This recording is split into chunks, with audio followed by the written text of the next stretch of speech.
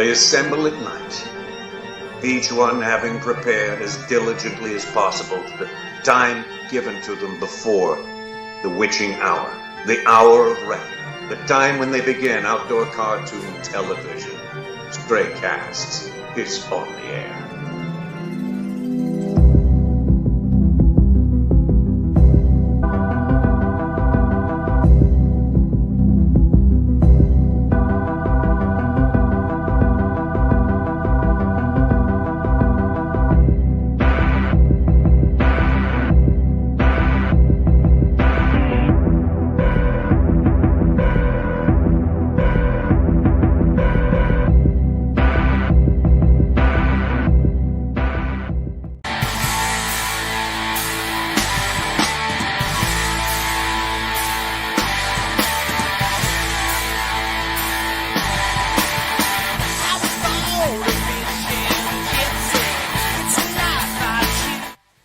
Good evening, glory, hallelujah to you.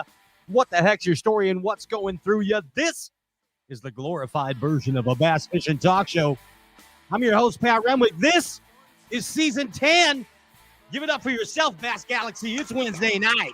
Come on. Come on. Yes.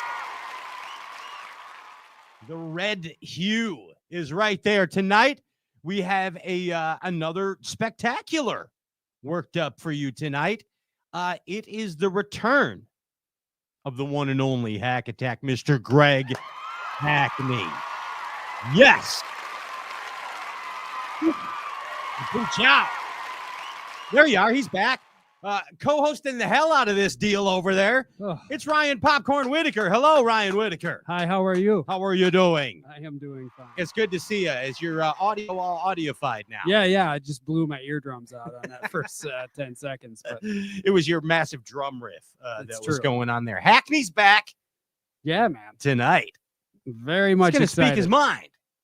Very heavily excited. Yes, a hero to many in the Bass Galaxy, the one and only Greg. Hear it all. And also coming on soon is Todd Alberto from the Schaumburg Chicagoland Outdoor Sports Bassin Show. Yeah. This weekend. Yeah, Schaumburg, Illinois. Spending a lot of time together. And some surprise cameos, of course, coming on. And the best dang producer in bass fishing, the one and only Andrew Ellenberger. He's a ginger ninja. Where are you at, ninja? Where is he? Ladies and gentlemen. Somewhere over there. It's Andy Ellenberger. How we doing? How are you doing? Good. What's happening? Hey, Andy. Yo. Wait, are you good? No, Todd will need an extra minute, he said. Oh, Todd? Okay. Well, just an FYI. We'll keep him on as long as he wants. That's yeah. No, he's going to be late. I'm just saying. I know. I'm joking. So give him an extra minute. Yeah. Another minute from when? From a minute ago. Andy, 10 years again. Here we are. Episode 2, season 10. And you know one thing that you never allowed us to do, Andy, and I'm super proud of this. All right, listen to this. Be professional? Well, yes, besides being professional. We never did a weights in a walleye episode. I'm proud of that. Yeah. We never did that. We never did a episode titled Forward Facing. Yep. We did an episode titled Facing Forward. Facing backward. Yeah. With John Cox. But we didn't do a forward facing sonar episode. We didn't do a big payouts episode. We didn't do a cheating scandal episode. We're just talking about the good times, Andy. Just the bass. But Just we did milk a walleye once. we did. That was season 1. We did milk walleye. No, that was sexing saugers. We sexted a sauger. Yeah. Yes, that was paid. So there's that. There is that. I'm still in therapy for that. I like that show. Thank you, Andy, for never allowing any of that rubbish. We don't need that. The show to come through that way. 10 years gone. Bunch of war frats. How we doing there? Are we doing all right? Yeah, he's going to be late. Yeah. So. Oh, still late. Yeah. Oh, gotcha. Okay. Well, let's say we do this. Hey, get some questions in on the Straycast chat board for Hackney tonight. To J.R. Ewing, Rock and Shoal Fantasy, and also get this. the like and share extravaganza. Here it is. You have, wait, what is it? Oh, it's 3. It's 3 chances, Ryan Whitaker. 3. Here it is. Now, one of them is a very unique prize. One of them is a unique prize. So, first prize being, well, they're all unique, actually. Unique, Yeah, New York. Unique up on it. You know how you catch something that's unique? Unique up on it. Here's what you do. You like and share the live Facebook feed. First chance is a 10-cup whiskey fun box right to your door. That's pretty cool. Second prize is a tightrope fishing pack. But get this. You have to put in the comments if you'll be at the Schaumburg show or not. And then Andy will take those and put that in the randomizer, and Ryan's going to give you a few tightrope jigs, but you got to claim them at the Chicagoland Outdoor Show. That's right. From Ryan Whitaker. Tomorrow through Sunday. Yes, and here is the big prize, and that is the Greg Hackney pack. We don't know what the Hack Attack's giving away. You like and share the live Facebook feed, and Hackney gets you a prize. That's it. It could be anything. Could be a gator head. You don't even know these days. You don't even know. Or a tooth necklace. You don't even know. Hey, did you see the picture of Hackney with the AK-47 that we had? That was insane. Oh, yeah. Absolutely insane. Hey, 47, 48, whatever it takes. Ginge, let's say we pay a few bills around here. What do you think? Yeah. All right, let's do it. Ah, yes. Slices, dices, and even catches mices. Yes and no. It's the new Xenon. You know what a Xenon is? I don't know what a that Xenon means. is a Greek god.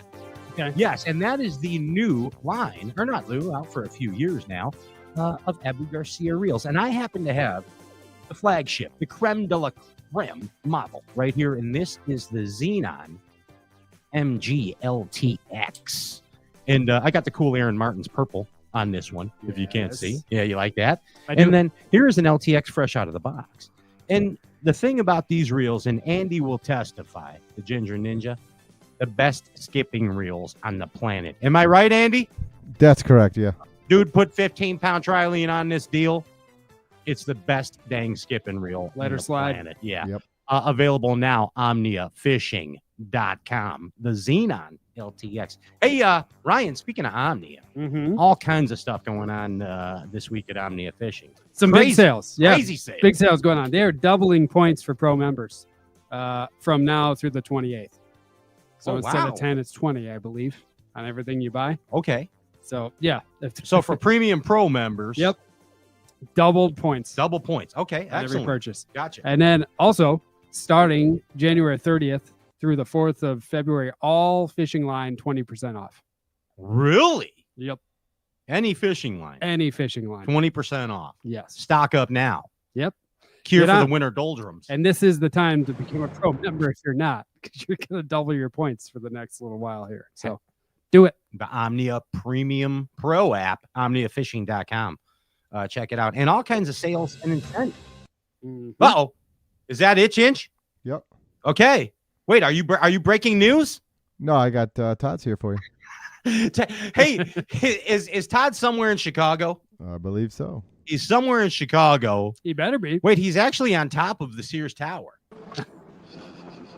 You get arrested. You get arrested for that. Ladies and gentlemen, it's Todd Alberto, sports show wrangler extraordinaire. You're a sports show wrangler. He's got to turn his phone down. What's up, boys? How you doing, Todd? I'm doing all right. I got to be honest with you. I'm a little bit tired. Are you? I am. The sports show wrangling business isn't easy, buddy. It isn't easy. And you know what? I know I'm supposed to have whiskey because are you boys drinking? I have what I have is a Cafe Con Leche right here. And Ryan has a full bottle of Tin Cup Mountain Whiskey. Yeah. And we're willing to toast with you. So my compadre here, who's going to be making sure that he makes sure that I stay a little bit straight and don't crash into anything. Okay, good. Mr. Hey, Rod. what's up? Gentlemen, how we doing? Very good. Cheers So- to you. Rod's Yeah, got some cheers. tin Cheers. cups in that cup right there. He needs a little something. But unfortunately, I'm a high noon boy. There you go. All There right. you go. Hey, So you got to keep the nerves stable somehow, Todd Alberto, in the business you're in. I don't like to drink during the show, honestly, but felt like I was kind of an outlier if I didn't have a cocktail with you guys tonight. Well, there you go. And we're glad you did. We're glad you're joining in. And you are kind of like the Barnum and Bailey of sports shows. I mean, you are a corraller. You get on the soapbox and you bring them in, bud, all over the country. And what's going on this weekend? Tomorrow, Friday, Saturday, Sunday in Chicago, Schaumburg, Illinois, is the Chicagoland Outdoor Show. We've got a pretty awesome show. I think we're delivering to the Chicagoland market this year. We've got a lot of new things, and what I thought we'd do, if you're good with it, is kind of give you guys a little bit of a tour of the show. Can you hear me okay?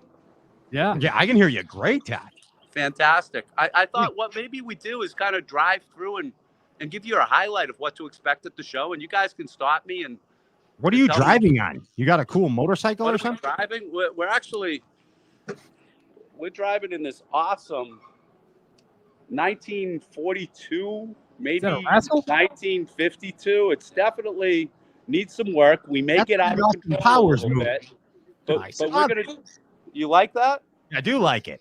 Well, maybe Pat, when you come to the show, because I heard you were coming into the show this week and doing. I am Friday, Saturday, Sunday. So maybe I'll give you a ride for this if you like. I just want to know I'm driving it, buddy. No, I'm driving, man. You're passenger. Hey, I'm driving Shriners. Neither one of us are skinny guys. We're like crammed into the seat right here. I don't know if you can see. I got a CDL. There is a very good chance you're going to see something record tonight that we hit somebody and we caused some insurance damage. Hey, I could drive that thing and throw sweet tarts and Tootsie Rolls out at the same time. Todd, I heard a rumor that that something was returning this year that was a staple of this show. Oh, God. Do you know what I'm alluding to? Well, you know what? I've got to ask one question first. Is it fishing related? Nope. It's not. Yes, I have the same rumor, and we might even get a little bit of a sneak peek of what their booth looks like. I think you're talking about the pickle guy. I am talking about the pickle guy. That's the pickle guy. You know what? I was talking to Fighter. Everybody thinks the pickle guy's dead. Fighter thought the pickle guy was dead. He's not dead. He might die during the show. Him and Ralph Steiger are going to do shots to the finish. But he is still alive right now. I saw him at like 2 a.m. this morning. We were having some massive issues filling up our trout pond, which is something new this year for the kids to come in and catch trout. Nice. And we weren't getting enough water in it. So I had to set my alarm every hour to come down and check the water level. And sure enough, at about 2:30 this morning, I came down to check it for the final time. And who did I see in the lobby? The pickle guy. Pickle guy. Getting you ready. It's a big deal. Heck yeah. He was definitely getting ready. We'll say that. So the real and besides right, that, when's he signing autographs, pickle guy? Does he have a designated time? A slot? He's all inclusive. Yeah, he is all inclusive. time. But for real, tomorrow, Mark Zona, right? Tomorrow is Mark Zona, yes. Thursday, Mark Zona. And then when's Palaniuk there? Brandon Palaniuk's coming to town. When's he there? You and I talked about this, Pat. Yes. I was debating on whether we bring Brandon back or we don't. Mm-hmm. Man, he is such a great fisherman, such a great ambassador to the sport. Every year he's got something new.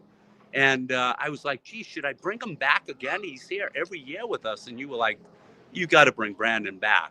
Brandon's a staple to the Chicagoland community at this point. He really is. So Brandon's in the house Friday and Saturday. Friday and Saturday. Okay, excellent. Nice. And you got muskie angler Jim Sarek. You got other assorted bass fishermen, Ryan Whitaker, a bunch of Southside Lake Michigan stuff. Got Pat Renwick. Yeah, there was a cool picture of Ryan Whitaker on our Facebook page. You know where that came from? It's Ryan Puppet. Yeah, Ryan has that puppet right there. See, you can see that. Is that this guy? Yeah, that is Ryan Puppet. Yukon Cornelius at the tightrope. So plenty of seminars. There's vendors. Plenty of opportunities to purchase the most amazing fishing tackle available at this time. 100%. A lot of new vendors too. We've got more tackle, I think, than we've ever had. I mean, maybe 2015 we had a lot of tackle retailers, but this year here, in addition to the custom tackle, I think we've got seven tackle brick and mortar type retailers at the show. Nice. I had asked you, Pat, and I asked Dale Bowman what they thought might be missing at the show. And I think both of you guys told me that, the one thing you could add that you don't have is discount tackle. And we've got a great selection of brick and mortar, quality tackle, all the latest gear, but we didn't have like a guy that you can come in and you can buy half a dozen lures for $10.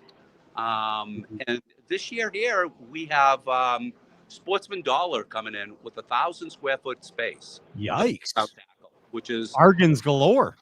It bargains galore. So in addition to being able to buy all the quality stuff that's represented by some of the cool manufacturers we've got discount tackle this year as well. Heck yeah. That's awesome. outstanding.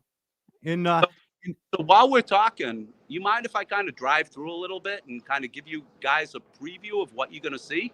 Yeah, Let's see roll. what happens. Just be careful. Well, I mean, I think it would be more fun if I hit something. He's wouldn't it? wearing sunglasses and he's got a full pack of smokes. Let's see where this goes. We're buckled up. So I'm going to have Rod hold the phone. You guys let me know if you can't see it, because now all of a sudden we're reversed and I don't know what we're looking at, but yeah, this is coming into the show. All right. So we're actually getting a actual 3D view. The virtual tour. Yeah, this is a virtual tour. I like it. Going into the Chicagoland Outdoor Show. Right there. I like it, Todd. So, yeah. So this is as you come into the event and what you're going to see. So you guys talk.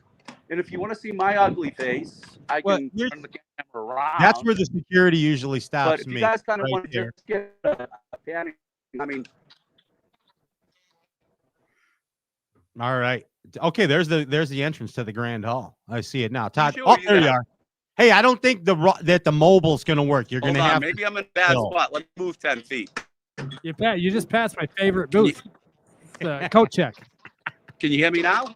The coat check. Hey, yeah, I don't think with the mobile it's doing well with the signal. I think we're going to have to stand still.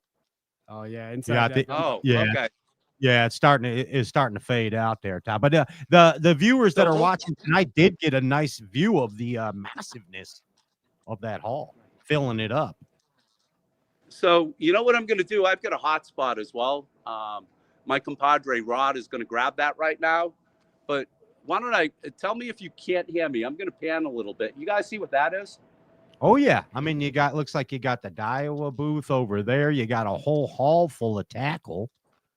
So see. Daiwa, and this is one of the cool things about the show, is you can come in and enter a chance to win a Tatula reel. We're giving away, or Daiwa is actually giving away, a $200 Tatula reel each day of the show to one lucky winner. There Nice. you go. Nice. So Excellent. not only can you come in and talk to them about all their cool new rods and reels that they have for this year, talk to them about the new X-Braid line that they have this year, but you can also have a chance to win a Daiwa reel each day of the show. Heck yeah. I'm sure there's all kinds of other cool stuff for people to win at the outdoor show as well. Man, I see all kinds of tackle, rods galore. Temps tackle over there. Huge selection of X-Zone lures, gill outerwear, the Daiwa rods and reels.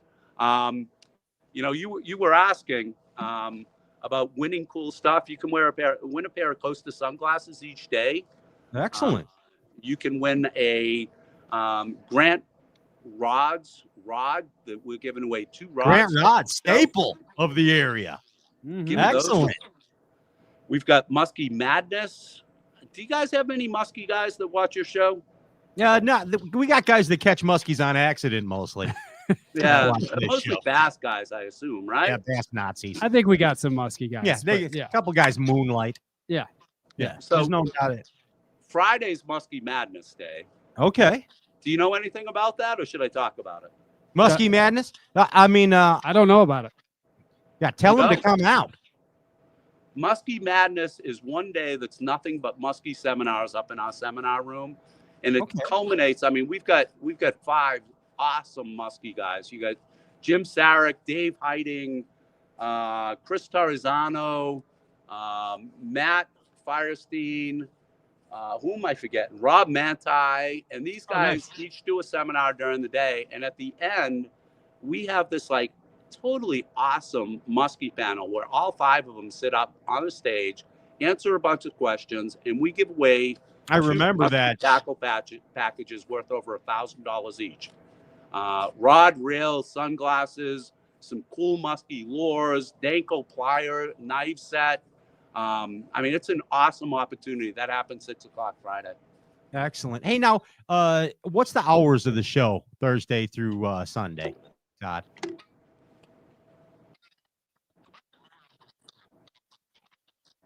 You there, Hoss? So Hey, Todd. Thursday is, yeah, I'm going to move over and make sure you got a good signal with me. Can you hear me good now? I think you're going to have to stay still there, Todd. The show is Thursday through Sunday. And what are the hours of operation there? So Thursday is 12 o'clock to 8 o'clock. Friday, 12 o'clock to 8 o'clock. Saturday is 10 to 7, and Sunday is 9 to 3. And pre-ticket sales are available at on the website. Yeah, you can buy tickets in advance on the website. I'm going to walk a little bit here since the driving thing isn't working. Let me know if I get kind of muffled out or if you guys can't hear me, but I do want to show you a few things. You can buy the tickets at the door, or you can buy them in advance. And free parking too, right? Free parking. You don't see that at too many shows That's these pretty days, cool. do you? Not in Chicago. Absolutely. Yeah. Free parking, abundant parking. I mean, you won't have an issue getting parking here at the facility. Amazing. Hey, Beautiful. so Todd, you've been doing this show for how many years, bud? How many years? Well, we had an interruption for 2 years because of that thing called COVID. Yeah.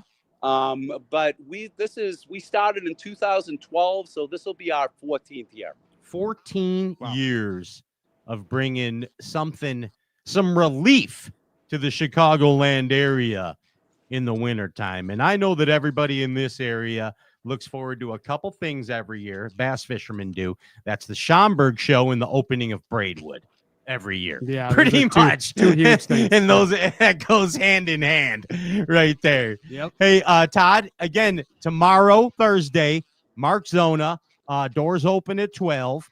The show Friday, Saturday, Sunday, you got Bass and Man, Brandon Palaniuk, Ryan Popcorn Whitaker will be there. I'll be there. Plus plenty of vendors, plenty of places to buy some tackle. Go see Josh over at the Anglers Outlet. Yeah. All kinds of amazing things happening. We got Big Bass Dreams. Oliver's there for crying out loud. Mad Science Print Lab is going to be doing live screen printing. Yeah, it's always fun to hang out with Oliver and Riley. Yep. Go see them there. It's going to be a dang good time. They got a bunch of new stuff coming there at that booth. So, guys, one of my favorite aisles is 400 aisle. I think, Ryan, you know something about 400 aisle? That's the 400. I heard that's the place to be. It's the 400 block. I don't know why. It's like the O block, kind of. So if you guys can hear me and see me okay, we're in the 400 aisle. There it is. Can you guys see it? That's where it's happening. Dude, we've got Anglers Outlet with a great retail booth. Heck yeah. We got some kayaks at Rocktown Adventures. Not too far from that, you got Fish Tack Tackle with a huge display of rods, reels, and lures. And then this is the place to be. There it is. That's the tightrope booth. That's where the magic happens, right got there. A sheet over it. Don't take that sheet off of there. No, the sheet's coming down. Hey, Todd, you ever do any work with our guest coming up here tonight, Greg Hackney? Greg Hackney's coming up tonight? That's Greg Hackney. Yeah, he's why isn't Greg in Chicago right now? That's what I'm asking. You should have flown him in. I talked to Fighter earlier. It's snowing in Florida. Nobody can get out of anywhere. Everything's snow everywhere. It's crazy. So yeah, no, I wish Seth came in again this year.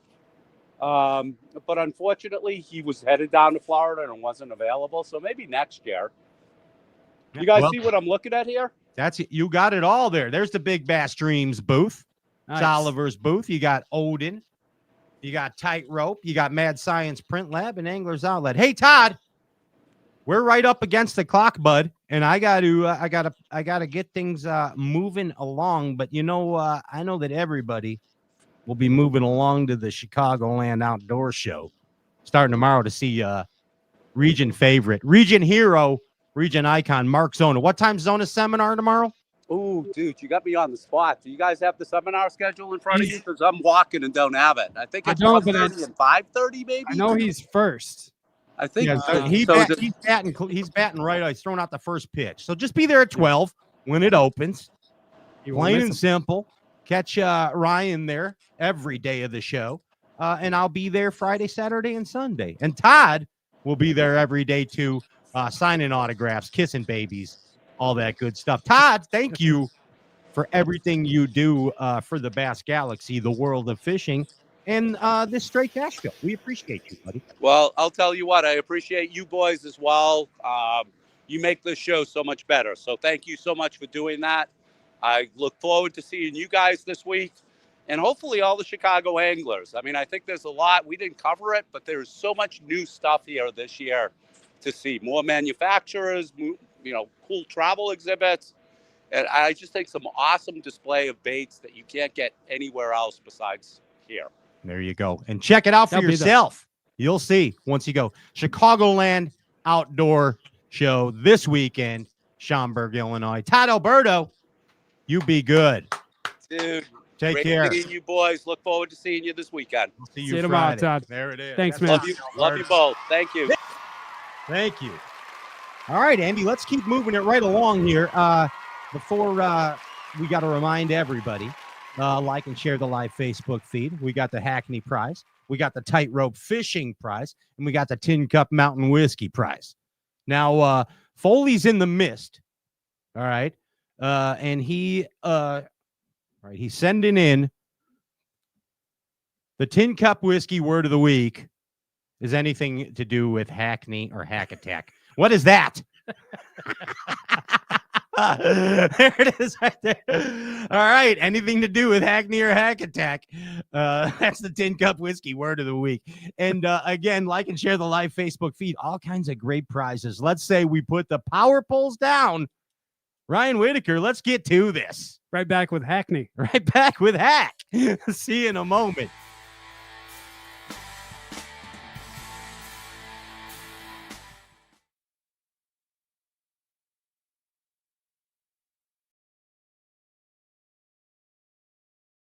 This is the mountain, and this is mountain whiskey.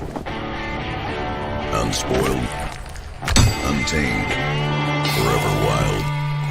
There's no safety net, no way down.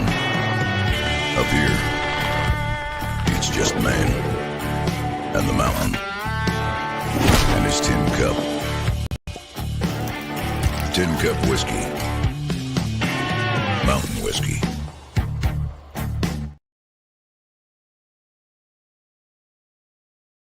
Omnia Premium Pro gives you the confidence to eliminate dead water on thousands of lakes across the U.S. Exclusively on the Omnia app, use 10 unique data layers containing critical real-time mapping information to see water temperature, water clarity, contours, lake bed hardness, and important weather data all in one place. Matched with Omnia's loyalty credit program on all your tackle and gear needs, this is the only app you need in your arsenal for success on the water.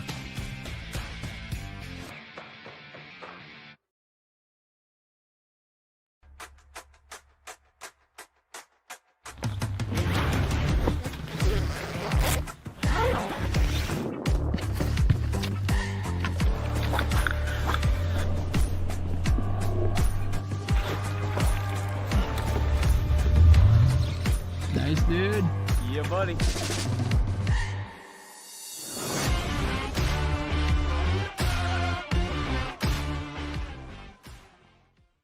The largest fishing show in the area returns, the Chicagoland Fishing Expo, January 23rd through 26th at the Schaumburg Convention Center. Learn from fishing experts like Mark Zona, Brandon Polinick, Jim Sarek, and more, and book your next fishing trip. Tickets at chicagoland.sportshows.com.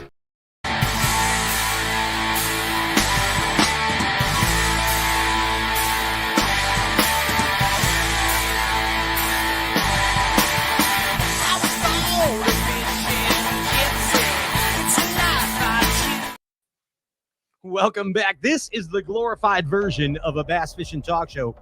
I'm your host, Pat Renwick. That over there is Ryan Popcorn Whitaker.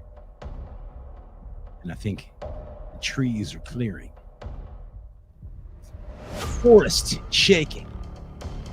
Waves are forming on the shore. The Bass Galaxy. It's ready. The time has come.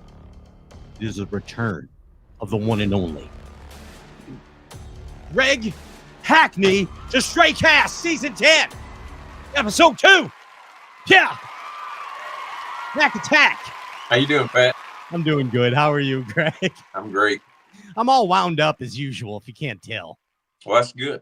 Yeah, that that happens to us here, to us Yankees in the winter. You know what I mean? I do. We're having some Yankee winter right now at my house. A lot of Yankeeing going around, in the winter. Nothing else to do. Yeah, you guys got a bunch of snow down there, didn't you? It's crazy. I think we got almost a foot, somewhere between 10 inches and a foot. That's more than we've gotten this year.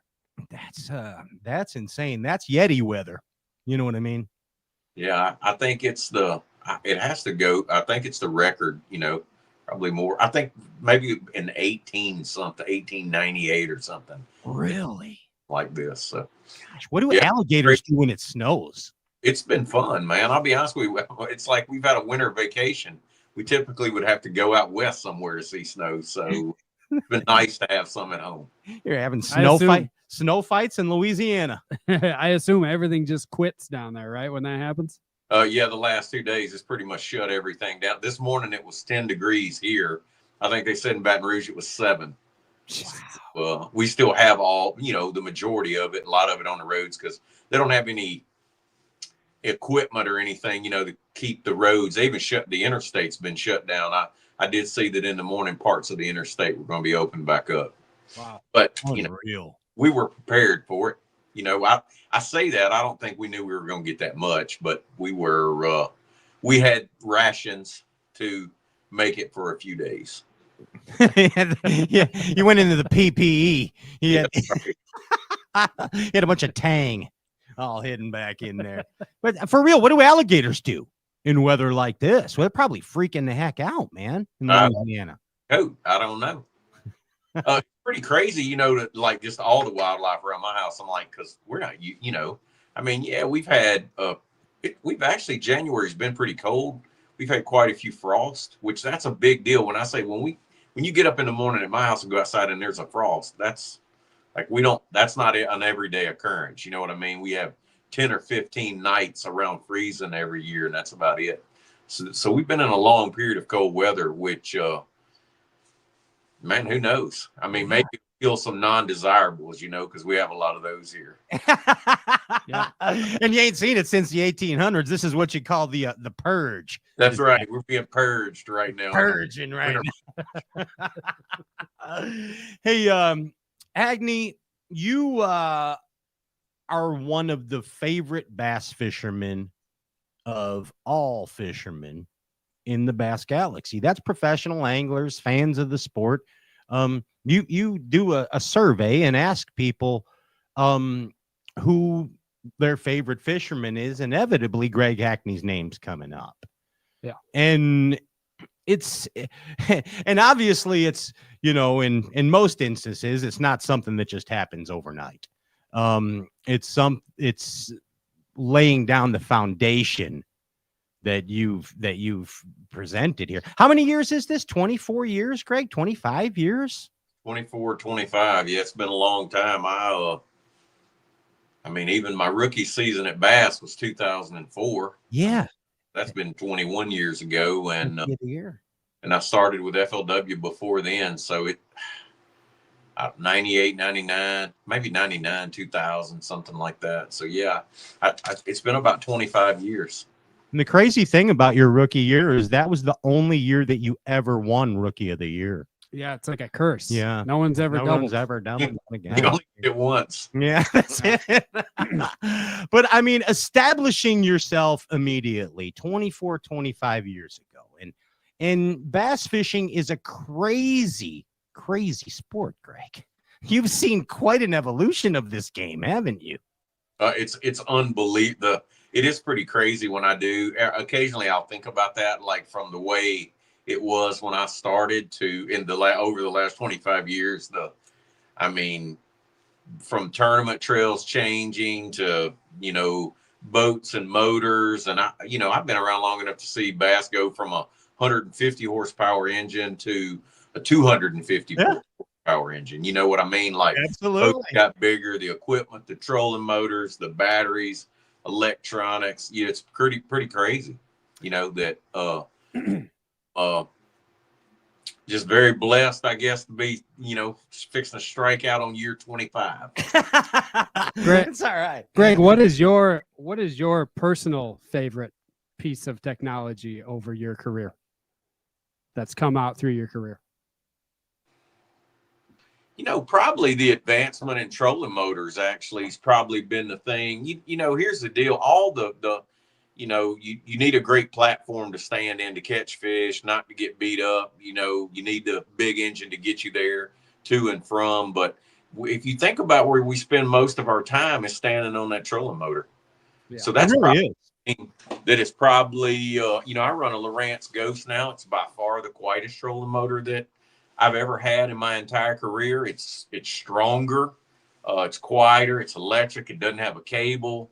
It'll basically run itself if you set it up that way. But if you think about it, that's where we spend most of the time at, and that's where most of the damage is done at. So that 100%. Yeah, so that's probably been, I would have to say, like if I could just I don't necessarily know that you could put it on one, but that if you were going to put it on one, it would be hard not to say. There's a definite evolution there. What was your first trolling motor? Do you remember your first trolling motor, whether it was on a John boat or a little bass motor? So my first trolling motor was a Minn Kota, hand steered trolling motor. Okay. And it was on a John boat. I had a Bird. Remember Bird trolling motors? Oh yeah. You remember that one? I remember that handheld one. I had it on a 2-man bass hunter. Bird trolling motor. Jimmy Houston used them. Well, actually, if we go back farther than that, now the first trolling motor that I had, I had a 2-man boat, and I had a Shakespeare on there. Yeah, buddy. Oh, yeah. I remember those. I won that boat in a tournament, and I had the big bass and won that boat, trolling motor, battery. The funny thing is the fish wasn't that big. It was a 5.5 pounder, and I won a free fish mount. Yes. I had that fish mounted. That's awesome. The crazy thing is the fish is mounted here at my house, and the bait, I caught it on a Man's 15 plus deep hog. It's still hanging. Oh yes, the deep hog. Yep. I love it, man. So you've been through many eras of bass fishing. You know what? I like my whole life's been bass fishing. You know what? Yeah, me too. I've been fishing since before I can remember. I fished my first tournament when I was 11. I am now 15. I was 10.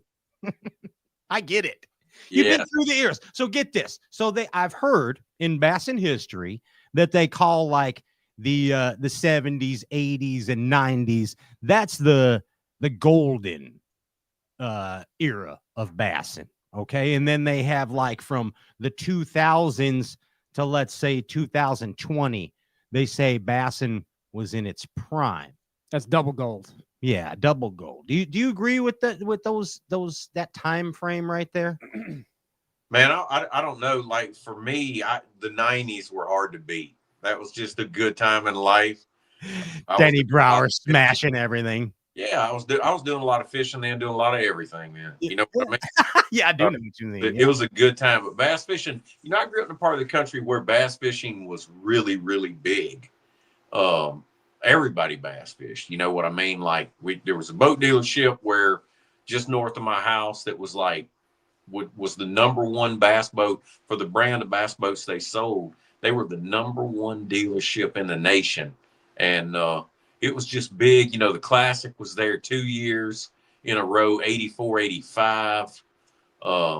I don't know. It was just like I just grew up at the right time in the right area, which I guess a lot of people, it just, you think about it, like now it's a lot easier to reach people with bass fishing. You know what I mean? Like here we are on this. 100%. Okay, so there wasn't any podcast, or I don't remember any podcast then. No, you know what? So we got social media. You got Instagram, Facebook, whatever. Bassmaster Live. You know, there's so people didn't have to like.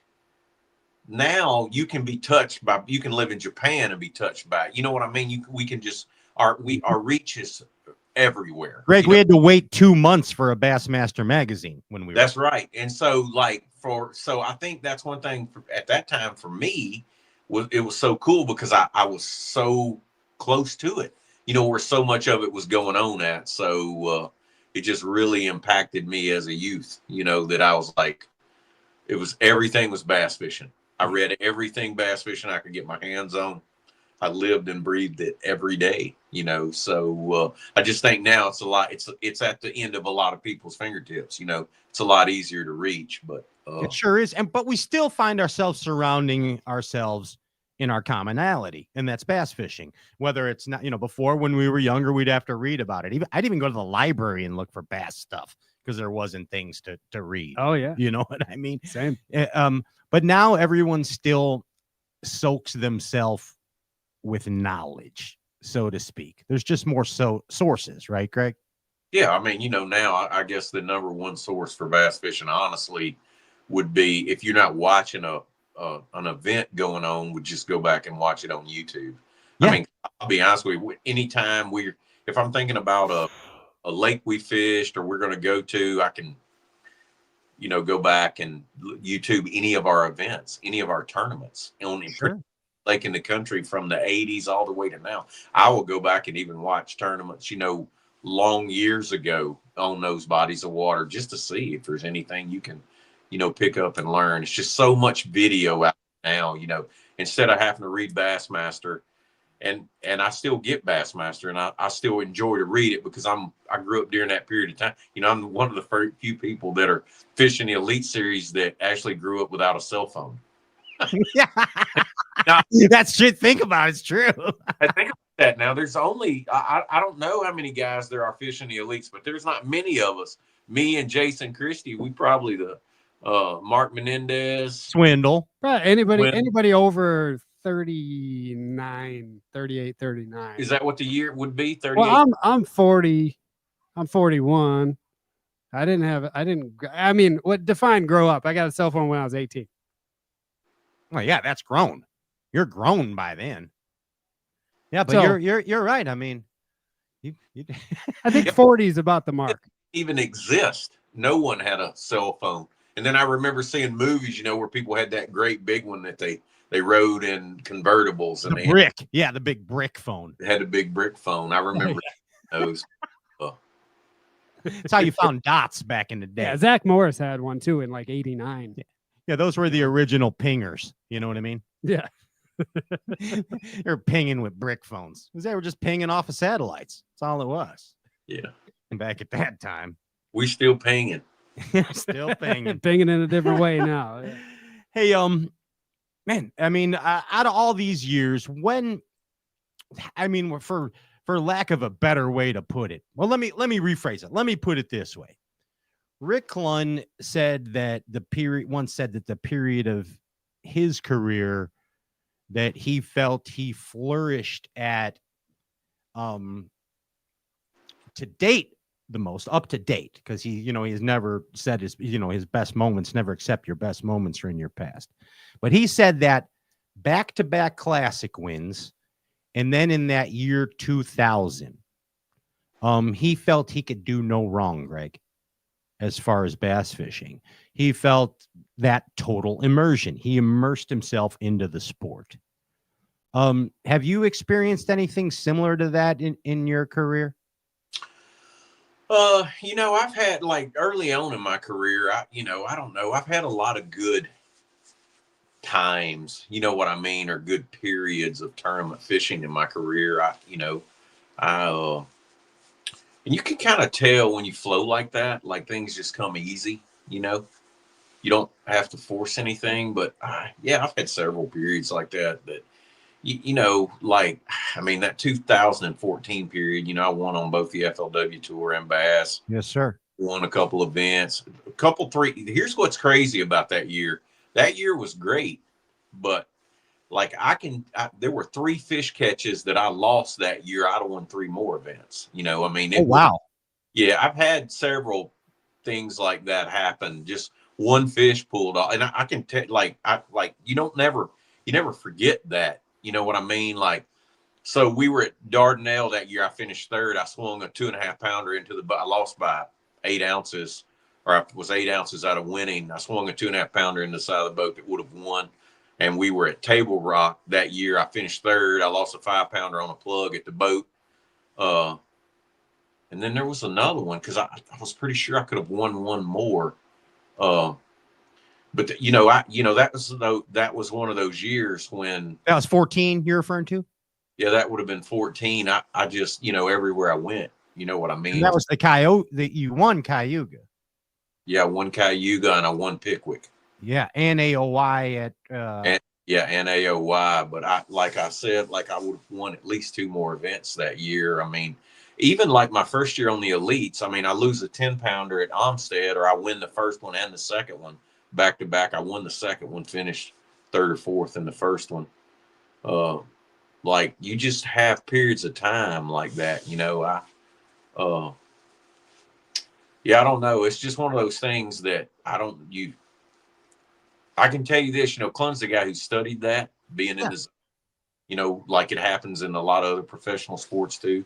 And, he tried to, you just can't control it. It's the problem. I feel like if there was anyone out there that probably could have, he spent so much time studying it.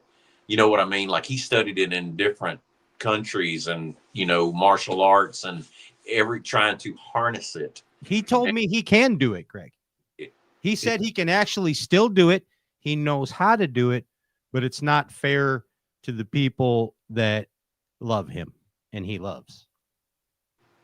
Well, let me tell you, if I could do it, it wouldn't be fair to no one because I would unleash it on the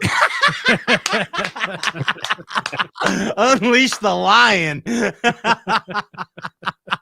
Are you insatiable, Greg Hackney? Explain that to me. So can you ever be satisfied? Can bass fishermen ever be satisfied? No, I don't think so. It's kind of a shame. You know what I mean? It's but I think it's what drives us. You know what I mean? If you ever get complacent, you know what I mean? If you ever get happy, you're done. Yeah.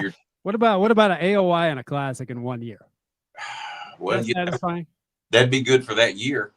Yeah. And then you want more. It again. Then you taste the blood and you just want more. So that would last for like 2 months. So it's get this. That you see guys, you can tell when they lose the eye of the tiger. You know what I mean?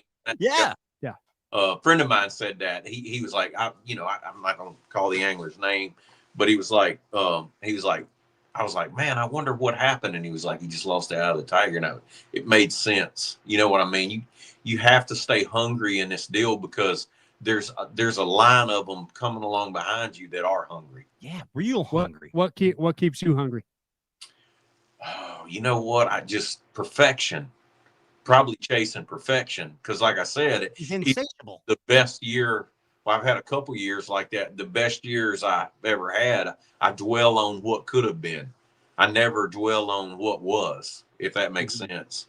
Yeah. Like, I remember those lost fish. Well, it could have been even better. Right. I don't know. That's just a personality trait, I think, and whatever it is, I'm glad to have it to some extent because I think it's what continues to drive me. And our deal is harder, and it gets harder on you as you get older, and not necessarily, it's not because of the physicality or whatever, but you just think about this. It's a lot easier to keep the eye of the tiger for 2 years. But how about keeping it for 25? Yeah, that's a challenge. It is a challenge, but I hate to say it, but I'm looking forward to getting started this year. Good.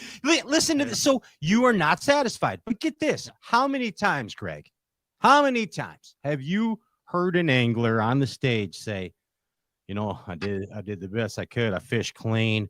But my fish just weren't cooperating. So that angler at that point, whenever I hear that, I kind of think that's BS because that angler's not satisfied. They're just saying that to say that.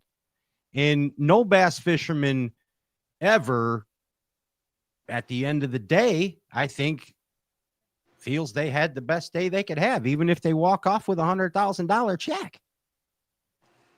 Yeah, because I think even on the day, on the ones you even on look back on some I've won and go, man, I won by whatever the weight might have been, and I'm like, but if I'd have caught those couple that I lost, It's never good enough. Yeah. I don't think it is. I think when it becomes enough, you quit.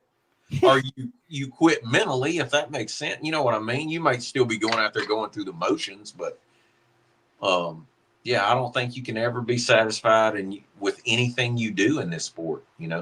There is not any number of 4-pound bass that can ever satisfy me, ever. A tournament angler perfectionist. That's it. That could be a lonely island. That's a tough place to be. Yeah, and it's hard. It doesn't even exist. Right. It's like chasing unicorns. Exactly. You just keep chasing. Eventually, you'll catch one. Just got to keep going, Ryan. Keep going, popcorn. Hey, you're a student of the sport. There's no doubt about it.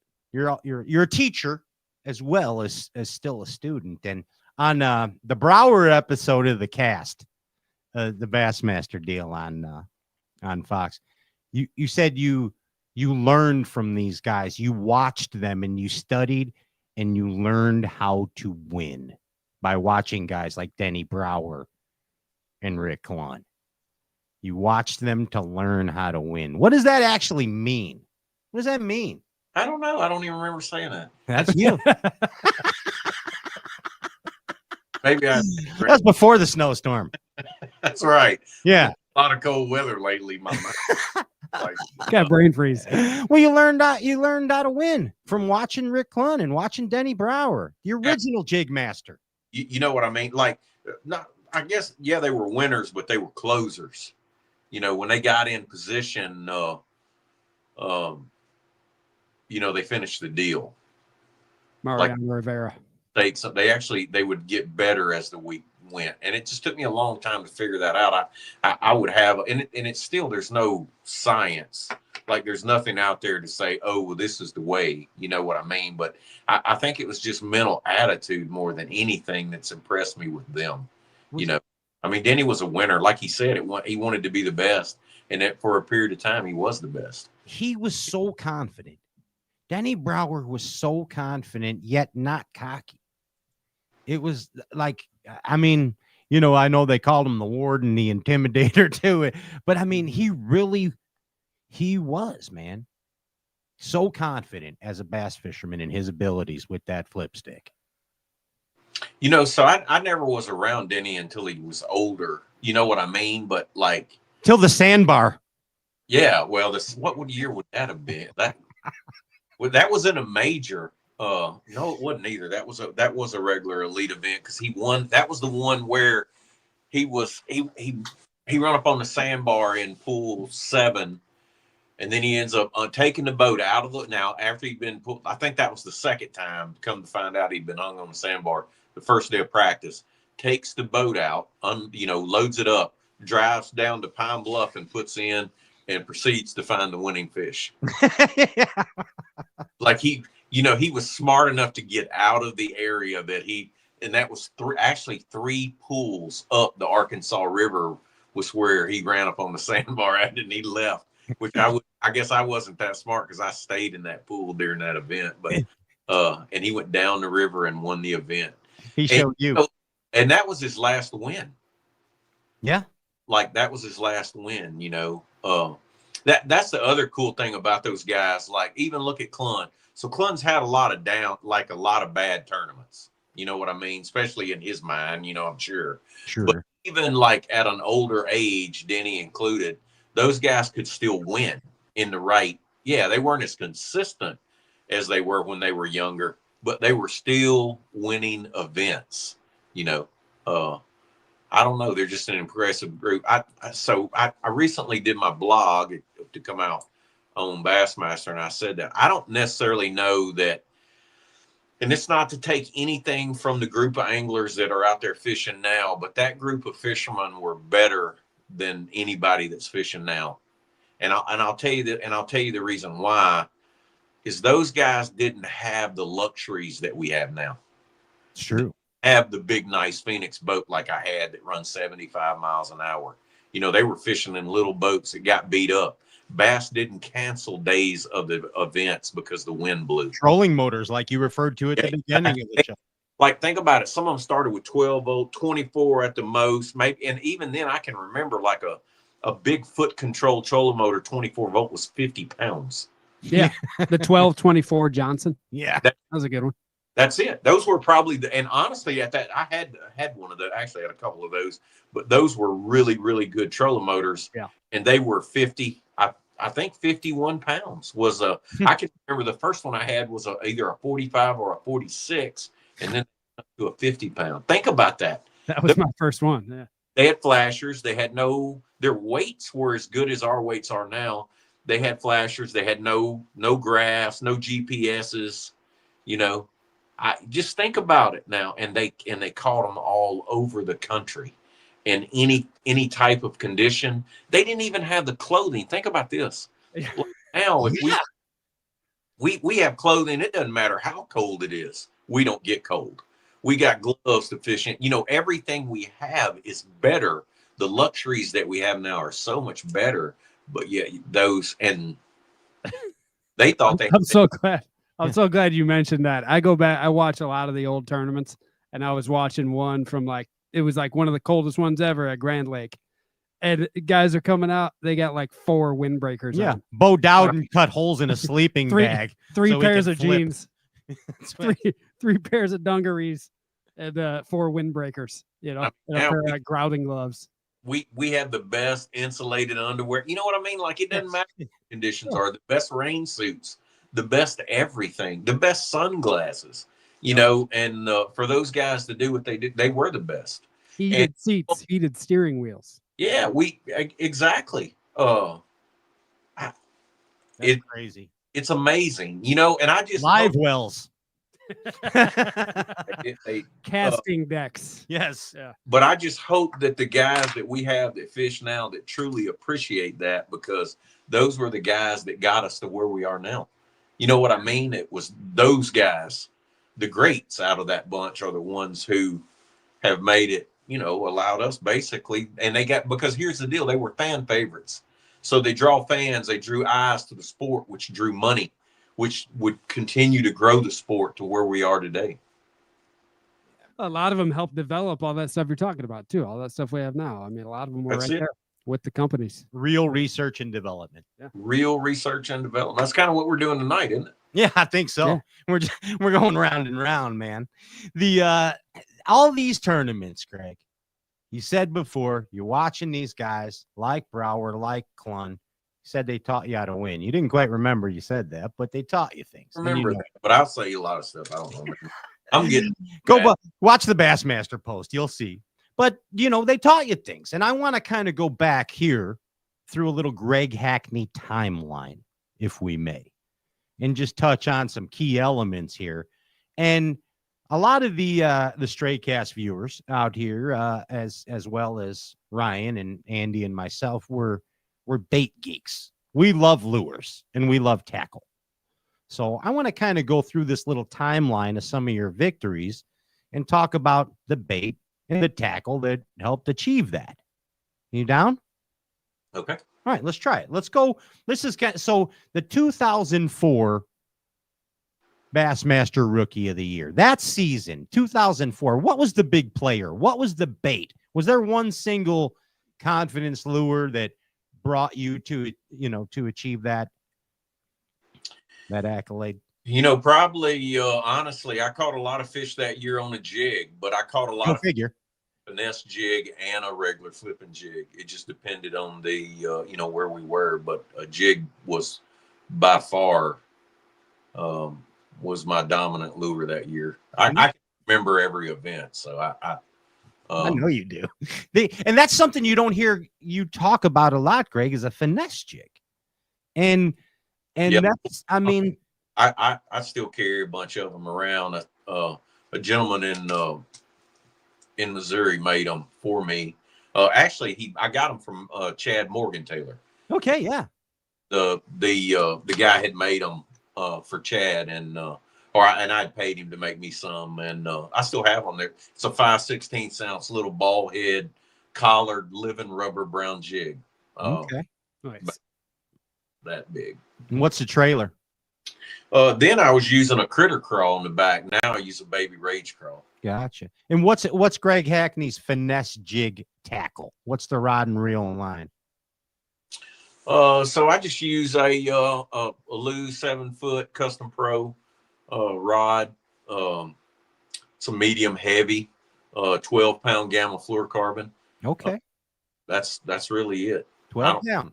Less than 12. I have used 10, but I like 12. I like 12 the best. In that 7-foot rod. That's a short rod for you. Yeah, but you know, the deal is when you're using 12-pound test, you can't use a big rod. You break the line. Oh yeah. Mm-hmm. Well, you're breaking 20 on the 710. Yeah. I'll be honest with you. I only flip 20 gam on the 7.6. When I go to my big rod, it's either 25 or braid. Otherwise, he's snapping. So the rookie year and the ROI, you contribute the finesse jig was a big player in that. Yes, it was a big player. That's awesome. In 25, let's move over to 2025 FLW Angler of the Year. 2005. Yeah, 2005. Yeah, what did I say? 25? Yeah. You going back to FLW to win? No, 2005 AOY at FLW. What dominated that year? What was your technique or your base? So honestly, I also won a Bassmaster that year at Table Rock. It was a shaky head. Yeah. Yep. Okay. 4-inch finesse worm on and dominantly I always throw an eighth as my favorite weight in that head. On a spin pole. Yep, that's it. Right there. I remember the Table Rock win too. Yeah. That year, I had a bunch of high finishes that year, and they were dominantly, and it's just a shaky head. 2006 Rayburn. Oh, that was an Ocho. Yep, that was awesome. But I'd caught a bunch of fish the week before at Amistad on the Ocho. What was the one where you were flipping the Ocho and then the braid went through the eye of the hook? Now, see, that was on a jig, and that was a jig. Okay. Yeah, that was in 04. That was the fish that possibly cost me the Angler of the Year. Swindle won by 3. He beat me by 3 points, and that fish would have made up the 3 points. And that was the last tournament of the year at Santee Cooper, and the braid come through the eye of the jig. Because at that time, and here's the deal, I took a pair of pliers every time on those jigs and tried to crimp the eye down because I would flip with 50-pound braid. Even then, so that was in 2004. Nobody even had a jig with a sealed eye. Right. Braid would just make a big comeback, and it was still kind of new. It wasn't new, but you know what I mean? Like, we were still adjusting our tackle to braid, and that was a 5-pounder. And I had to so in that last tournament, if I'd have finished 8th, I would have won Angler of the Year, and I finished 9th. Oh, Lord. And that fish was, I think it was my second bite. I think it was my second bite that day. I thought the braid broke. I remember you showing the loop. Yeah, I flipped in and the water boiled, and I knew he got it because I saw the water boil when I picked up my line swimming off, and I set the hook and cranked about 2 times, and it came loose. And I remember I sat down and was tying on another jig, and that jig had a loud rattle in it, and that fish would jump beside the boat while I'm tying on the next jig, and I can hear that rattle shaking. It's the worst. Yeah. Unreal, man. Yeah, that's but I can remember that too. And that was one of the first times we really heard the beep button really going on Bassmaster that time. Hey, how about that? That was before Bass Alive. Yeah. Yep. They kept that in there. They kept the beeps in there. I remember Zona had a field day with that one though, but it was a tragedy. There's no doubt about it. It was a national tragedy. Here's a cool derb. I was talking to Fighter about this earlier, and your Forced Wood Cup championship. I mean, dude, what a cool tournament! What a grinder of a tournament. And that was the what do you call that? The Allegheny River, Pittsburgh, Ohio, Allegheny, and then what's the other one? Three Three Rivers. Rivers. Yeah. Three Rivers. The what was that deal? What was your baits on that deal? You know, I was so I had been there for the Classic when Van Dam won the Classic, so that was a great practice. You know, Yeah. like I knew what to expect, and I remembered I was like, I went about the Classic all wrong because I was going to fish for quality bites, and the whole deal there was generating bites. And so I remember, like, when I was preparing for the FLW Championship there, that it was like I said, you need to come up with ways that you got to generate a limit of bites every day. That's all you have to do to win. And basically, that's what I did. You know, I mean, I caught them on a little scrounger with a 3-inch fish body. I caught them on a 3-inch stick worm, drop shotting, and 1/8 ounce Strike King crappie crankbait crappie spinnerbait and an 1/8 ounce buzz bait. And those were, you know, I caught all smallmouth. So the crazy thing about that was I had qualified for the FLW Championship the year before through the East-West Fish Off. And I set the all-time record for the heaviest weight in an FLW event in three. It was only a 3-day deal, but I had set the all-time weight for a 3-day and a 4-day in that year qualifying, and then won the FLW Championship with the lowest weight ever. What do you remember? Weight ever caught, and then won the championship with the lowest weight. I caught 24 pounds in 4 days. If you had Wow. caught almost 12 pounds of it, I caught 11 pounds and 13 ounces on the second day of the event. So out of the 24, I caught half of it one day. That was an Didn't amazing that, sack. that like busted the hell out of the Classic winning weight too, didn't it? Well, that was only 3 days. Classic, dang, Kevin had 12 pounds and 15 ounces for 3 days. Yeah. Jeez Louise. That's always been funny to me that, you know, both leagues went there for the championship. Hey, you know, the deal and never been back. And the deal is everybody quit fishing in the summertime. Right.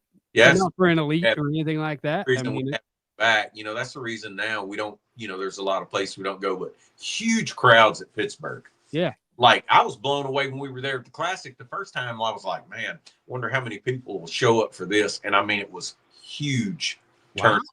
And the FLW Championship was the same way. I mean, they filled the stadium. Lots of fishing fans in that area. I'd like to see I'd like to see an elite or something there again. I mean, that's one of my favorite tournaments to watch, and I've heard a lot of people say the same thing. Like, that's an entertaining tournament. It's tough. It's a test of the best. And it, you know, a lot of people can relate to that type of fishing. You go pinging for drum. Yeah, throwing you a don't know beetle if it's spin a drum or a smallmouth. Pang, oh, it's a drum. Pang, oh, it's a carp. Yeah, I'll tell Pang, you, that's a smallmouth. there, it's a rough place to. That's the reason my mentality was just figure out how to get bites. Yeah. They're just getting a bite. Hey, that 2014 Magic season that you referred to, that Magic time, the AOY. What was the deal you dominated with? That was flipping, wasn't it? Pretty much a flipping year. Yeah, that year was I won the Pickwick tournament that year offshore, but we had several. Well, and it was kind of an all around flipping year because I say that I caught them at Table Rock cranking. I caught them flipping I caught them flipping and square billing at Russellville that year at Dardanelle, and then I mean, like, I caught them flipping deep grass, you know, at Cayuga, but it was just like one of those years. You know, the funny thing about that was the tournament that was the kind of make or break me was the Delaware River. And it was terrible. And I had the worst finish of the entire year there. But when I left, this is what's crazy. When I left there, I was leading angler of the year. That was the most important tournament of the year. And it was my worst one. And I remember this because, I mean, I basically just survived it. It was tough. You know, it was like a 7-foot tide swing. And I learned a lot about the title deal from that event. I hadn't had a chance to reapply it. But anyway, I had my worst event there, but I left there leading angler of the year. And then it was like, now it's time to put your foot on the gas. and I mean, and again, history made right there. 2014, cool year for Greg Hackney. What a cool year, man. My favorite Hackney win, and I've talked to you about this before, is I love Texoma. That was just a cool bite, dude. I mean, Yeah, come on. That thing just kind of, I'd never been there before. Well, of course, we had, none of our group had really ever been there before. It was it was an old venue, but it had been so many years since Bass had been there. Nobody really knew anything about it. And then right before we get there, it floods and is 9 feet high. You know what I mean? Like it was just the perfect storm, perfect conditions. That was a fun tournament. And it was just one of those deals when, everything flowed right. I had the right practice and I had things that happened during the tournament. Everything went in the right direction. And that was the 3/4 jig with the rodent on it, with right? the rodent on the back. And the last day I lost a 6 and a 5. And I would have caught the biggest bag of the event the last day of the event. And those 2 big ones just came off. One was on a dead willow, and both of them were on Willis. One was on a green, and one was on a dead willow. And I had no idea. The 6-pounder had the jig completely swallowed. I guess it was turned and skin hooked into the roof of his mouth. Jumped, and I couldn't swing. He jumped in around the end of a treetop, and I couldn't swing him. And I reeled and cranked about 2 more times and just went to swing him. And he just came off. But when he jumped, his mouth was wide open and I couldn't see the jig. I was like, well, he's got it swallowed. It's over. And all I can figure, that happens a lot of times on big ones. I had that happen at Wheeler this year on a big one. The hook doesn't go through the roof of their mouth. It just goes through the skin. Yes. Yep. And finally, you just tear off. And like that one at Wheeler, I had a piece of skin hooked around the hook. And I knew, it just didn't go through. That just happens. But the funny thing was, so I lose that 6-pounder. I mean, I'm on a stretch where there's a good one in every bush. I'm catching one after another. And I get to the end of the stretch and there's one big willow that's dead. And I'm like, it's guaranteed. 100%. It's guaranteed. I mean, I know one there, I pitch and the jig falls. Those fish were suspended. That tree was in like 7 or 8 feet of water. And I pitched and the jig, it stopped. And I was like, he got it. Like when the line stopped, I knew. I was like, he got it. I reeled up and checked him and he was there and set the hook and cartwheeled him out and come off. And I thought that would cost me I thought, you know what? I was like, you would have won. Hands down, I would have won. And I still did, and still ended up winning by a couple pounds. But it was one of those deals where I was pretty distraught coming in, because we were doing the drive-in weigh-in. Yeah. I was pretty distraught coming in because I was like, God, you had it won and you let it go. I won anyway. There you go. but Never satisfied. Yeah, that's how never you. satisfied. Never satisfied. Hey, catching a fish on a jig anytime is awesome, but there's just something really cool about catching a fish on an 8-foot flip stick in an all blue jig in a blue trailer in a heavy jig. That's badass. You know what I mean? Yeah, I caught them on the, my dominant jig in that tournament was Alabama crawl. Okay. But the deal was, I don't know, in green water, when it's cloudy, I've always been a fan of the blue. I just want to, so yeah, every morning, because I would start flipping in the dark. You know what I mean? Like, sure. Flipping was the deal. And it didn't cloudy, rain, it didn't matter. I would just start every morning because I was like, to make sure I would get 5 opportunities. Because I wasn't getting a lot of bites there. I did that last day. But like the other days, I probably 7, 8, 9 bites at the most. And so that's the reason I felt like I needed to, and I would catch a good one every morning, but I had a lot of confidence in that blue jig that they can see it. We talking about blue, like flipping blue? Yeah, Denny Blue. Yeah. Yeah, that deal right there. So I will be, I have a bunch of those jigs and Strike King makes them for me. The deal is that it's not a huge seller.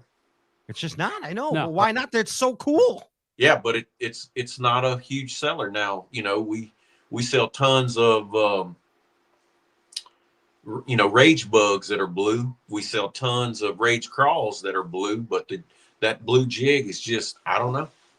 And I'll be honest with you, the first one I ever saw, Denny, that was when Denny won at, I think he won at Gunnersville. Okay. Flipping the blue one. It's one of the most iconic fish catches. It's that fish jumps 7 foot high beside his boat. That's what makes it so great. Yeah, and then he lands it on the other side, but it was in that event that he was using the blue jig. I went every. Yeah, a lot of the best colors are the worst sellers of all time. I've got a little jig company, and our worst seller of all time is black and brown. Is that right? And that's one of the ones we Ozark throw staple all the time. Like for smallmouth jig, black and brown. It's a goby. Nobody buys it. It's true. Catches tons of fish. Right now, you just have to attach the jig to a minnow. Yeah. Right. And shake it a lot. So here's the funny thing. Like when I see people, I just worked at Bass University, here, maybe spent about 2 weeks ago in Athens, Texas. And, Matty Wong was up and he was showing baits or whatever. And he had like a piece of plastic that had all the jig trailers through it. And I was like, and I was sitting there thinking, I'm like, I guess I was a pioneer because I've always liked those jig strands. I just like them attached to a lead head with a hook in it. Yeah. I'm not on dice, but I mean, I'm like, all that is just some jig skirt sticking out of a piece of, out of a dice cube. You gonna flip that 3/4 dice this year? I'm gonna flip that jig a lot this year. I got a feeling this schedule is good. I know it does. It's suiting up. It's suiting up, man. And it's time, Greg Hackney. I mean, it's time. But again, I don't think it's one of those things. I think you just got to allow it to happen. You got to go out there and do all the things. You know what I mean? I'm gonna do all the same preparation that that's the thing that people don't understand. I basically do the exact same thing every year, and what I mean by that is in how I'm going through I just put a couple hours on my boat right before the snowstorm, and I'm in the process of packing and loading it in the same way I have for, the past 20 years, I guess. I do everything the same. I can't help it. Like I'll catch myself just thinking about a certain event. I've done that the last couple of weeks. I'm like, it's just the way my mind works, that I can't keep from thinking about it, if that makes sense. Like I just mentally, I'm preparing myself for the year, and I'll just start thinking about events, and I'll think about if I've been there before, things that happen. Like I might just be, and again, this goes back to technology. Like I'll think about a tournament at a place in the past and can't remember the exact dates. And what I mean by that, I can remember the year, but I can't remember the exact week. I'll just take my phone and Google it, Yeah. Blah, blah, blah, 2019, whatever. Cause I want to know the week that we were there and that kind of stuff. And I just like, that's probably, I do a pretty good job of keeping the tournament fishing out of my mind till about January the 1st. And then I wake up, and I did this year, just like I have the past 20. And when I wake up on January the 1st, I feel like I need to start preparing.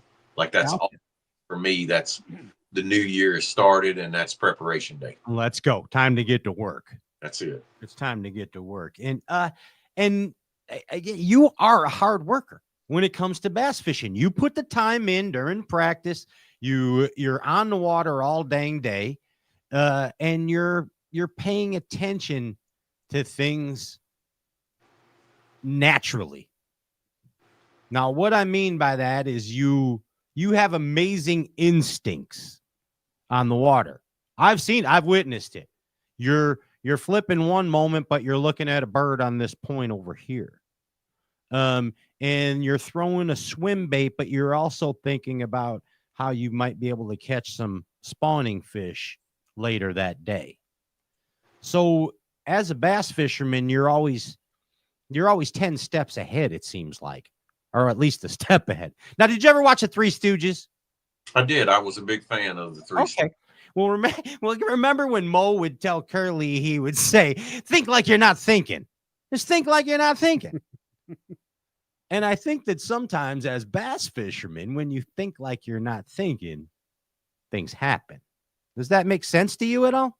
It does. I think that's the way you get the flow rolling. Yeah. Sometimes you always got to think like you're not thinking. Exactly. How do we channel that? Let's ask Rick Clunn. Yeah. But you told me before that you were at your best as a fisherman when you were on that 2-tour deal, FLW and Bassmasters, doing nothing but fishing, nothing but bassing. You have no choice to think like you're not thinking when you're doing that. And now you're entering that age again with the NPFL. 2-tour guy again, Greg. Yeah, I Think you like know, you're not thinking. those opportunities. I'll be honest with you, the breaks hurt me, like they always have. And like some years, it is what it is. I mean, it wouldn't work out that I couldn't fish, or maybe I fish some Bass Opens, but there's still those huge gaps. And I'm gonna fish a lot this year. We'll see. I'm looking forward to it. I'm looking forward to living in my truck and going from lake to lake. It Like suits you well. like that, like, I mean, I'm being for real. I'm like mentally, I'm prepared for that. I think that's how you become a better fisherman, and you fish a lot. You know what I mean? Like, and the main reason is to fill in those gaps where I don't have any dead time. I don't want to have any idle time. I want to fish. You know what I mean? Like, I want to spend my year fishing. There were going to be a couple times this year where, well, basically, if I didn't fish the NPFL, we were going to be at 10 Killer the 1st of June, and then I was not going to fish again until the 1st of August. That's hard. That's hard. It's hard because you get soft. Yeah, you just get to doing, nothing, basically. And I was like, man, I just don't want to be down that much. I enjoy our off time. And I'll be honest with you, November, December, I look forward to that off time every year. But I mean, other than those 2 months out of the year, I like January for prep. Honestly, perfect world. I'm off November, December, January. I'm preparing to get the season started. And from February to October, we let a rip tater chip. You know what I mean? Yeah, absolutely. Do you learn more during your actual practice days or during the tournament itself? So in the perfect world, you want to learn more during the tournament. Those are the events you'll do the best. You got to have you don't have to have a great practice, but you got to have something happen in practice that steers you in the right direction. And, then from there to throughout the event, you want to live in the moment. You know what I mean? You just want your practice to get you started in the right direction. And in the perfect world, you want to get better as you go. And, like this year, we're pretty spring heavy. Like half the tournaments will be fished, in the spring. Half of the events on both tournament trails, basically, I'll be half through, the first few months. And because we're going to fish a lot. And the deal is that's the most important time to live in the moment. And you don't want to get dialed in practice because all those spring heavy tournaments, typically things change every day. Yeah. Like right out the gate, our first tournament of the year, Palaca, we always, the first one's at Palaca, but wherever we go, we always have that off day, and lots changing and a lot depends on how the weather is on that off day, which I understand why they do it. We have to have everything checked out. We have a meeting. They check our boats and trucks and our jerseys and sure. Get your headshots taken. Get your headshots. It's a lot of work, a lot of stuff that it's the first time they've had all of us together. So it only makes sense, to have that off day to do that. But well, that off day can be a killer, because of things changing. It can be. They could have moved out or moved in. That's it. I just fished my first tournament ever with an off day, and I hated every second of it. It was the worst thing I've ever experienced. Yeah, it can. I never want to do that. You know what I mean? It can throw because we're creatures of habit. You're going to be fighting that. 2 days ago, they was my best day of practice, and they were, doing this, and I don't know, maybe. And even if they changed a little bit, I probably can find them. You know what I mean? Like, but you can't. You kind of have to just live in the moment. And well, that's the deal. Fishing all those tournaments, I think it helps that. I think it helps 100%. that instinct, that natural instinct to be able to live in the moment. You're a hunter and a gatherer, as most bass fishermen and most hereditarily most men are hunters and gatherers, right? So when we have the ability to constantly do that daily, we excel, right? Right. We excel. So how do you not to get too far into this practice thing, but I got to know, like, how you say in a perfect world you learn more in the tournament. How do you sculpt a practice so that you don't overdo it in practice and try to learn too much? Like, is it just a stick and move thing? See as much as you can and build some confidence and stuff? Like, kind of, realistically, you're just looking for that area that you think or you believe will be the place that pops during the tournament. Okay. You don't need a lot of confirmation. You just want to believe it. Place that, maybe not the place where you actually got the best bites in practice. Mm-hmm. Just the place that had the most potential. You feel like had the most potential. And here's the other thing: I don't catch a lot of fish, like in practice. Mm-hmm. I mean, if I catch one or two in the right area, that's about it. I'm not big on shaking a lot of fish off. I don't like to, especially in the spring. There's a good chance of going back and getting the fish to bite again. I just feel like you got the best opportunity to get that fish to bite the first time it sees the lure. Right. So, like, typically in an area, I'm blowing, covering water, just looking for that one right bite. Yeah. I mean, looking for the right habitat. You get that one bite out of, you kind of foresee maybe where things are going. Like you catch a fish out, you think, well, that's the spawning deal. They're going right there if the weather's right. Or, who knows? Like, who knows? We will get to Florida the first two events, and they have a week like we're having at my house right now.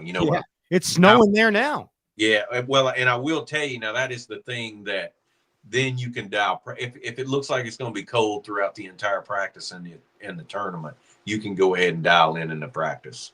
Yeah. Like, I think that was like in summertime events, you can. It's the reason I don't pre-fish for most of our tournaments because of the time of the year we have them. But if they were heavy in the summertime when it's hot, you can practice a month before. The fish will be doing the same thing. They don't change a lot.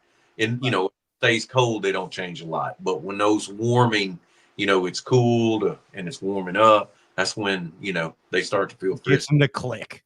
That's it. They start moving around, so. I hope a lot of the Bassmaster Opens competitors are listening to this right now, because I had never seen more fish caught in practice. There's a lot of good practicers going on in the Opens. A lot of fish. Well, they're canceled tomorrow, right? Yeah. They're postponed till Friday. Hey, but it's funny that you say that. So the last time I fished all the Opens was the year I requalified, which would have been 20. Yeah. Uh-huh. Yes, sir. I fished the Opens in 20. That's right. Yeah. Came back in 21. Yeah, so I came back in 21. So that was the last year. And what was crazy, I would get to the lakes. I would fish for about 4 days. Like, I would get there for about 4. I wouldn't pre-fish. I just show up about 4 days. And it was amazing when I would get there how good the fishing was. And I'd be like, man, everybody says the weights are not going to be very good here. And but the fishing's good. And then by the time the tournament was around, it was hard to get a bite. Yeah. That's the thing that's the difference between the elites and the Opens. Those open guys, they make a big footprint. You know what I mean? Like that. Yeah.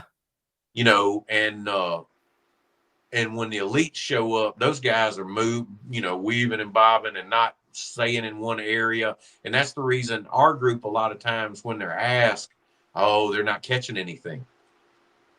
But the deal is they haven't beat anything up. So when they go during the event and put their heads down and they go to working on them, that's the reason our weights are so big. Yeah, they start beating the brakes off. Really good job of managing their practice and not doing any. But when you put 225 boats in the open out there, them guys stick everything. Well, and it's not necessarily that they're sticking at me, but like this boat catches 2 down a stretch, the next boat catches 2, the next boat catches 2, and then by the time the tournament rolls around, there's not a bite down that stretch. I know. It got to the point where I'm like, I get a bite. I'm like, I should shake this thing off. I'm like, what's the point? There's 6 boats behind me. Someone's gonna catch it. I'm gonna stick them. Might as well grab and grin. There it is, right there. Oh yeah, guys. Yeah. Bassmaster with one they caught in practice, and I'm like, come on, man. Hey, if I'm going to remind everybody right now, if you have not already, like and share the live Facebook feed. There's 3 good things going on right now, and you can win one of these too, Greg. So hopefully you like and shared the Facebook feed. You can win. No, I didn't, because I'm not. I have to get somebody else to do that for me. I hate to say, but I'm technology sometimes don't go hand in hand. Well, you can still throw your name in the hat. You get it right. Yeah. You. What happens is whoever shared it for you gets a chance to win a 10-cup mountain whiskey box of goodness to the door. There's one chance there. The other one is a tightrope fishing pack from Ryan Whitaker. And the third one, and hopefully that you saw the text, you got to give something away. So it could be a spatula from your kitchen. It could be a gator tooth necklace. Gator tooth necklace signed by Burt Reynolds. Okay. Yeah, it could be Daryl Strawberry. Yeah, it could, anything you want to give away. So like and share the live Facebook feed right there. 25 years of bass fishing. You have become a staple. And what that means in bass fishing, when you Google Greg Hackney, all kinds of cool stuff comes up. All right. Staple. Yeah. Yep. You're a staple. A staple. You're a staple in the bass galaxy. It means you ain't going nowhere. It means you ain't going nowhere ever. But here's some cool stuff. When you Google Greg Hackney, the first thing that comes up, and these are, just says people also search for this. You'll like some of these. You'll like this. I Googled Greg Hackney Bassmaster. What also came up is who makes Greg Hackney's flipping stick? Pretty good, right? Pretty good. I mean, when people think of Greg Hackney, they think of flipping, and they think of a 7-Eleven loose flipping stick. Perfect. There it is. That's pretty good. How old is Greg Hackney? That's one of the questions that come up. How old are you? 51. 51. You're looking good, man. You're looking good. What is Greg Hackney's net worth? That's one of the questions that came up, too. Got to be in the billions. In the billion. Well over $1 billion this year. Well over in 25. That's more than they made last year. We're already counting the NPFL winnings he's going to win. Well over $1 billion. Well over $1 billion. Is KVD the world's greatest fisherman? Bass fisherman. That came up under your name. I could not argue that. He's a heck of a stick. You know what I mean? Stick. Here's another one that came up. It says, who is Greg Hackney? It really did. I'll send you this one. And who is Greg Hackney to you? Like, for real, who is Greg Hackney? I have no idea. Yeah, I don't There's know. a lot of times, honestly, that I say, who are you? And what are you doing here? What are you doing? Yeah. You're going to love this one. And I'll send you the picture of this. I screenshotted it on my phone. The last thing that comes up when people Google Greg Hackney is, why is Mark Zona leaving Bass? It says that. Why is Mark Zona leaving Bassmaster under people also Googled? That's a good question. Yeah. I think he's coming back. I don't think he ever really got away too far. As an angler? No. Yeah. Because you know how we were talking about, you can never catch enough 4-pounders? Yeah, that's that kid. That's that kid. Him and I were supposed to go fishing the first of next week, but we got a weather delay. We might be chomping. Go fish in that bad weather. Snow melt runoff in the south. Snow melt runoff. That's right. Our water temperature is probably as cold right now as it's ever been in history. Yeah, those are unreal. Those are Google questions. Let's take a few from the audience. What do you say, Greg? Okay. Let's see what they got going on here. Okay. Milliken wants to know. Ben Milliken wants to know, what elite derby is Hack looking forward to the most this year? Probably that place out there in North Carolina. I don't know if just because we've never been there before. Those are always my favorite places, the places we've never been before. It's exciting. You don't know what's around the neck. You don't know when you put the boat in. You don't know what you're going to see. That's the what the heck is that one? Admiral Album Blamby. Yeah, Blamby. Merrill Sound. Yes. That's that should be an interesting event. And nobody knows nothing about that. Yeah, it's Nothing. a part of the world I've never even been to before. So Dang. You like That's that. exciting. That's the closest thing we're gonna get to a fly-in Ray Scott tournament this year. Yeah. Right there. Okay, Dave Noloff. Do you have 100% evidence that the Squatch is more than a legend?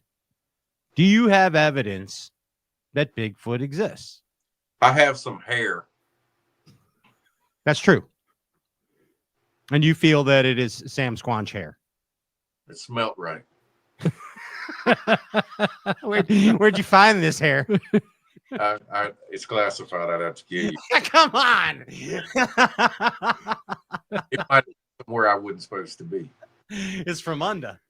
It smelled right.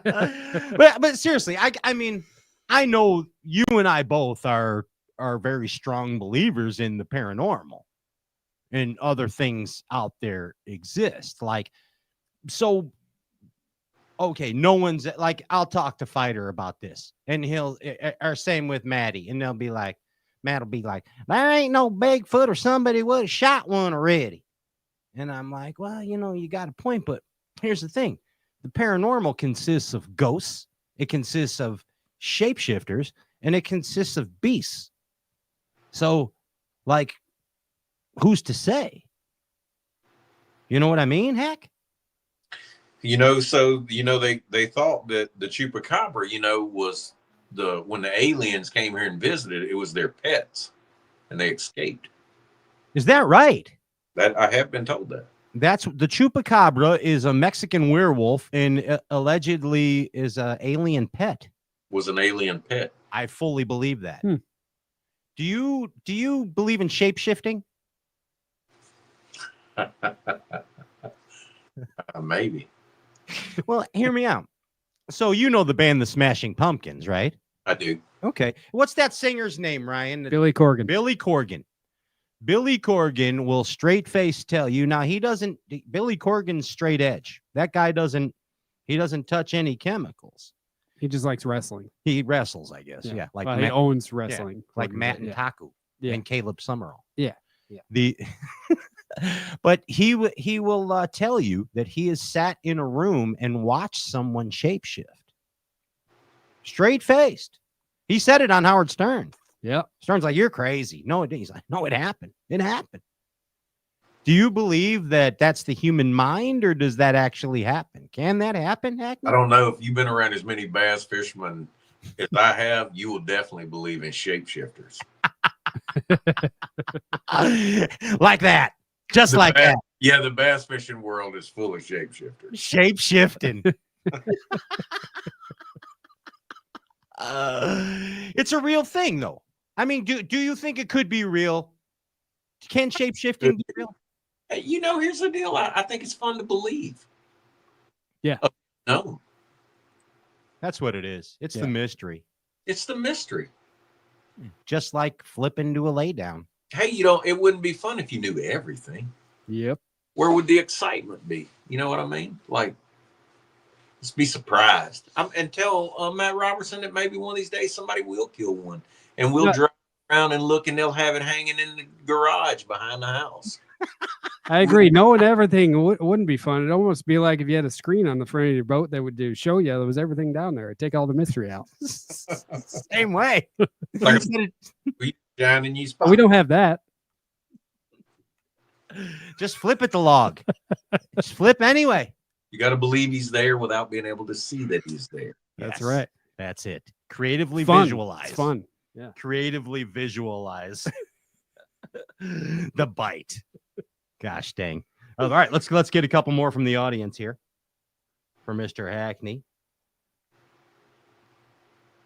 Oh, I like this one from Eric Kerpechek. He says, if Hackney had to focus on one technique that he's not that good at, what would it be? Is there a technique that you're not that good at that you should focus on? I mean, there's a lot of them actually.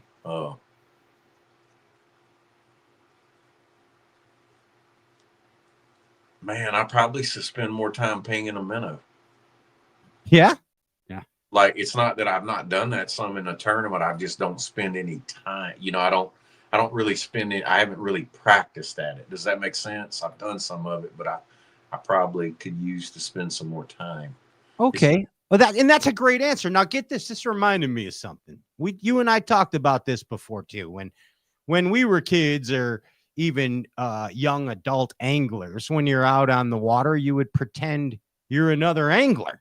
Like you said, you would go out there and try and do stuff like Clun would do. You know, you'd pretend, just like a guy might pretend he's Michael Jordan on the basketball court, So if you were emulating Rick Clun, say for the cranking abilities, and Denny Brower for his flipping abilities, who would you practice being out on the water for the pinging abilities? Who's someone that you look up to for their skills at that? Man, there's a whole bunch of them out there that are good at that. Yeah. Elite angler, non-elite angler. I mean, who's somebody that you feel you could really learn from as far as pinging the minnow?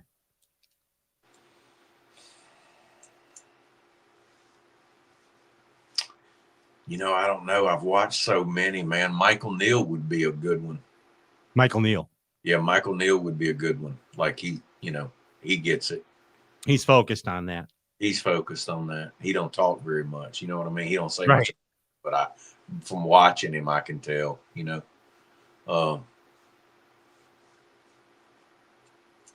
It's interesting you said that. You have much luck pinging a 3/4 ounce jig? I've not really gotten into that deal. I fished a little lake out of Little Rock, and I threw it some with it, with the jig that I could see, and they bit a drop. They ended up biting a drop shot a lot better there than they did the jig, but I caught some of them on it, pitching it to them. I've not done that a lot, I like this question from. I'd like to see those worlds collide. Yeah, that's all. That's why I'm asking.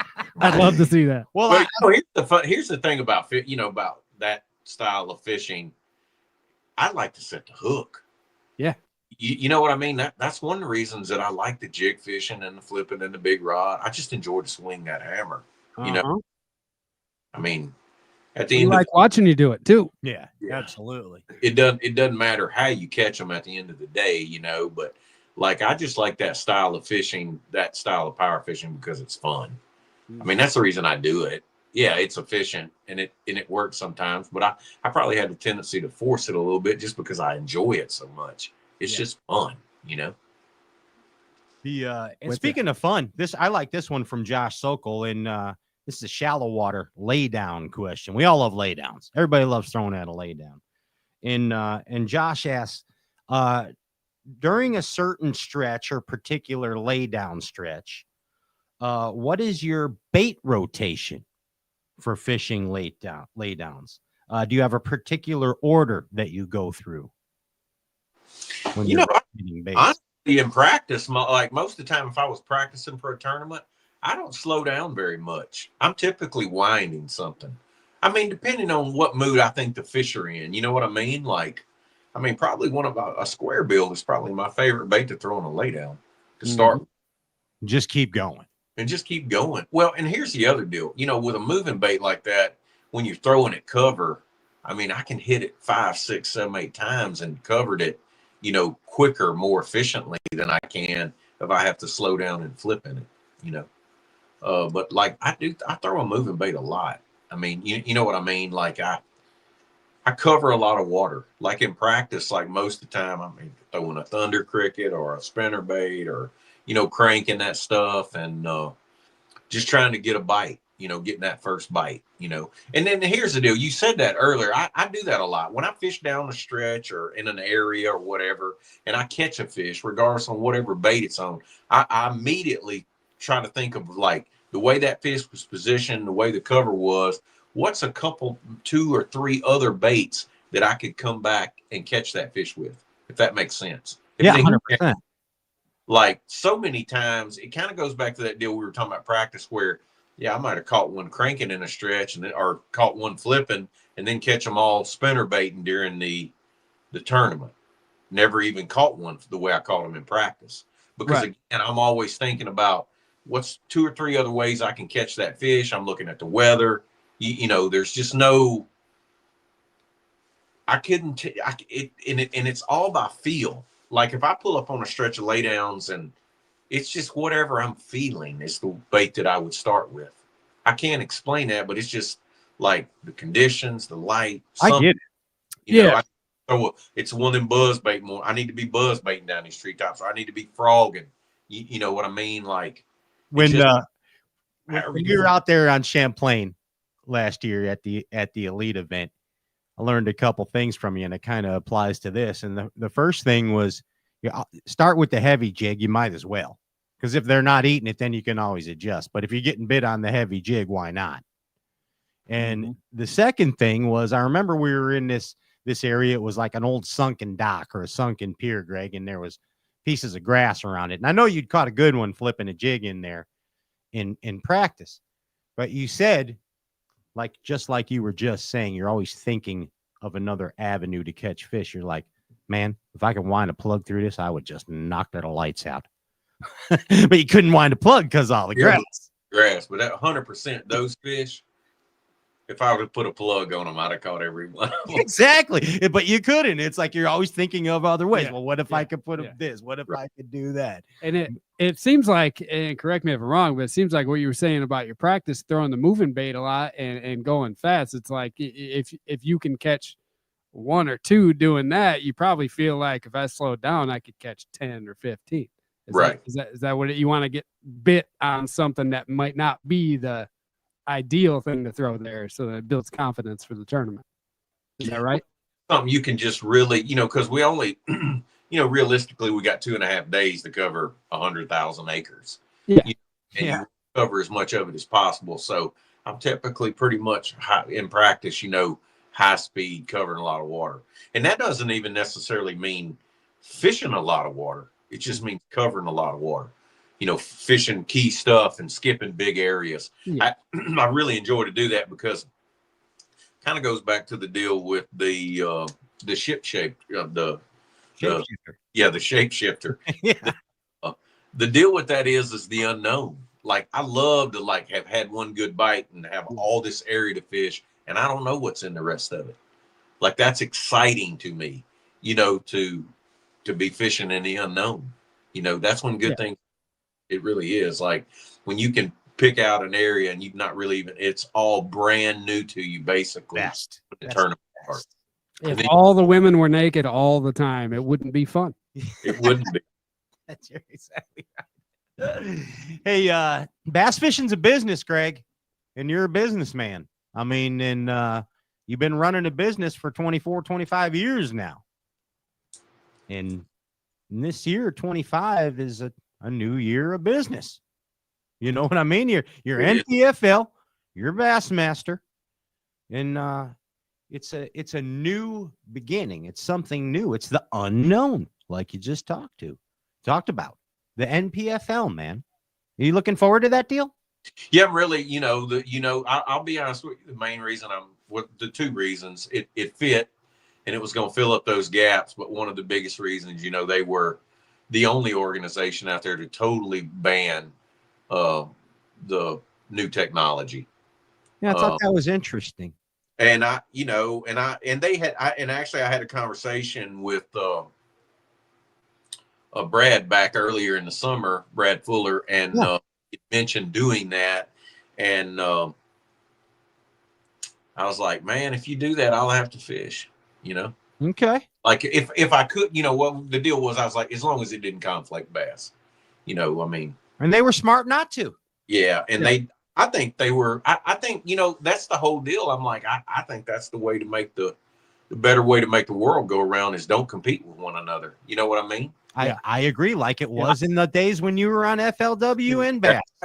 No, I mean, start butting heads. That's going to be a hell of an experiment. That's it. Do you think that way that allowed, I don't know how many of our guys, maybe 20 of our guys are fishing, something like that. I don't know. It's a stout field. It's turned into a stout field. So do you think that your chances now, let's say, do you have a better chance of winning on the NPFL than you do at the Bassmasters? No, I don't necessarily think so. I think fishing a lot more will give me a better chance. Yeah. You know what I mean? Like I'm thinking fishing the NPFL will give me a better chance to win at Bassmaster. And fishing Bassmaster will give me a better chance of winning at the NPFL, if that makes sense. 100% it does. Just like fishing more tournaments and staying on the water and like just being in a better mentally, that putting you in a better place will give you a better chance. And thinking like you're not thinking. That's it. Thinking like you're not thinking. And it's just like that every day on the water. Nothing beats that. Like if you want to be a bass fisherman, every day on the water. And if you want to be a tournament bass fisherman, you spend every day on the water and you thinking. So going fishing is not the same as practicing for a bass tournament. You don't think the same way. You know what I mean? Like when you just go fishing, you just want to go out there and catch them. But when you're thinking in a tournament frame of mind and you're working on your tournament IQ, it's a different thought process. It's a different way of practice. It's not just fishing. It's about, we're looking at the weather, we're looking at the water. You're just putting all those pieces of the puzzle. So when the tournament comes, you can put the puzzle together. And I just think that doing that day in and day out, it's the reason, even guys who guide, the reason that, they can always putting their clients on them is that they're on the water every day. And it's just, and what I found before in the past, staying on the water that much is how it helps. It doesn't matter where you are. You just start thinking like a fish.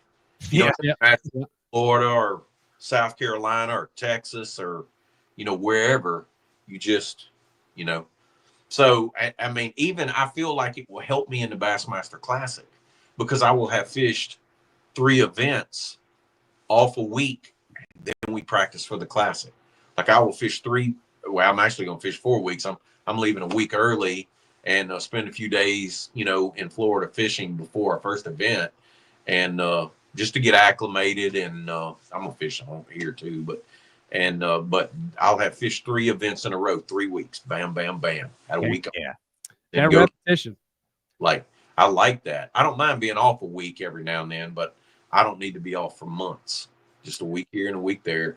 That's the old Hackney. I like it. It's the same as anything too, man. You watch the NFL, and a lot of times coming into the playoffs, the number 1, number 2 seed or whatever gets that extra week off, and they come out a little rusty. They do. They're used to playing every week, and then they come out rusty. You got to keep going.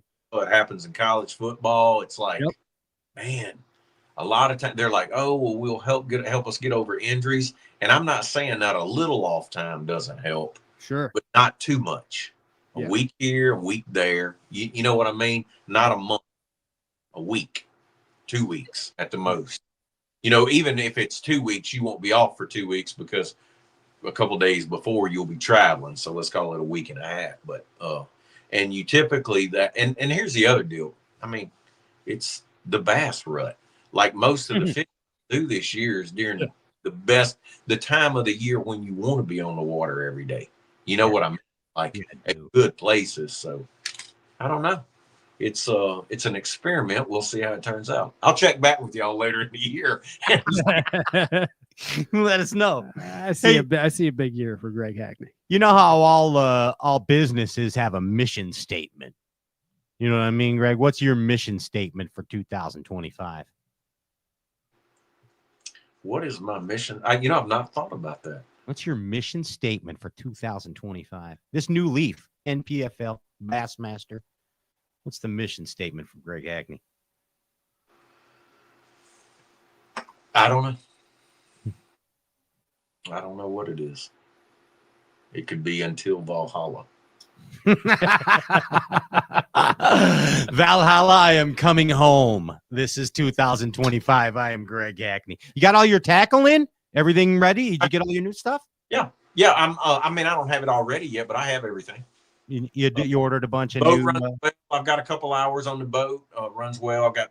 I run a 920 Elite, the exact same boat that I ran last year, exact same color. Excellent. Everything's pretty much the same. My electronics the same. I'm running 412s, so 412 HDS lives, Lowrance. So I'm going to be well below the restriction. Our restrictor plate at Bass, I think, is 56 inches, and I'm on 48 inches. 48 incher. So I'm good on that part. I didn't really change. I ran 10-foot blades last year, power poles. I got the same this year. You got some 10s, huh? Yeah, I like the 10s the best. Okay. And I ran the 10s for a couple years, and then I switched back. Well, I'll tell you this: when I started running the Ghost trolling motor, because the lock on it, is so good, I was like, I could probably get by with 8s. I don't like the 8s as well. I mean, the 8s are great. Don't get me wrong. Sure. After running the 10-foot blades, I just, I like them so much better. So I went back. Do you find you have to tighten the 10-footers up a little more? They've taken away most of the adjustment. Okay. You know what I mean? Like now they're made different from the way they were in the past. But yes, in the past they do, which, I mean, there's a lot more of them sticking up in the air when you're driving down the interstate. They're bigger, so you probably do get a little more play. But they do a better job than the 8s in that 5 and 6 feet of water. Oh, okay. Like that. Shallow water. Okay, gotcha. Yeah, they just, I don't know. I like. Well, you're stuck. Yeah, if you're in 5 feet of water, you got 10-footers. You got them out. They're out there 5 feet too. Right. So you got more coverage. Yeah, more. Me, like I said, the 8s are great, but if you can get the 10s, get the 10s. Yeah. How many bags of rodents and rage bugs you think you're gonna have in the truck going to Florida? Well, we have to do that by pounds. By pounds. Okay. How many pounds of Strike King plastics? I'll have, plastics are heavy, but I'll have a couple 100 pounds of plastics. Wow. I carry a lot of plastics. A lot of June bug. Well, here's the deal. I carry a lot of each color. So then that way, because I'll be honest with you, if you have one good, like just a decent event with a rage bug or a rodent, you'll go through 100. Yeah, absolutely. Yeah. Like you'll blow 100. Yeah. We've seen your boat. The thing about that Strike King plastic is it's the tour grade plastic. It's soft. It's pretty much just one jerk. You know what I mean? Mm-hmm. But you get a better hookup because it's so soft and the fish hold it better. So yeah, you're like, man, I only caught one, but that one was a 5-pounder. So you caught him though. It's okay. Yeah. So I got this flipping hook right here on my desk. And I got this from the bottom of your boat, the Champlain. And you even asked me, said, why you want that one? The points rolled. So I'm just going to put it on my desk for good luck. And everybody that comes here, I show them this hook. And the cool thing, now don't be mad at me. Don't be mad at me, Mom. I see it from here. Okay. I know where you're getting at. But everybody that comes and looks at this hook, even Fighter here was here the other day. And he's looking at this thing. And you got this hook bent. It's torqued over, bent to the right. This straight shank hook. Did you get it caught on a dock or did you do that? Yeah, I probably got it caught on. Just got it caught on a dock and it happened to bend to the right the same way that your reel handle is on yeah, flipping stick. It was perfect timing. Yeah, bent perfectly. So it not necessarily. You know what I'm doing, don't you? I'm doing some shape shifting. You are shape shifting, indeed. You are. So if in a perfect shape shifting world, if you have a right hand reel and bent your straight shank hook a little bit to the right, it improves penetration for shape shifting. So basically, all that does when you do that, it just gets the point out in line with the eye of the hook. Okay. Mm-hmm. That's all it does. And which does what? Achieves what in a perfect? Well, in theory, all this is in theory because you don't see it happen. And I've never seen film of it happening. But if it came out of the fish's mouth flat, it could come out. So if the hook point happened to be cocked just slightly, that it just has a better chance of hanging somewhere. In theory, this is all in theory, before it gets out. Makes sense. Who taught you that? I taught myself that because of EWG hook on an Ocho. I started doing that probably in like 2006 because so many of those fish. So I would either use a 4 or 5/0 EWG Superline hook on my Ocho. When I was Texas rig, weightless. And I never could figure out how those fish were. I'm like, you just pick up one and just own it. And I would set the hook and feel nothing, and Ocho would be going off the hook.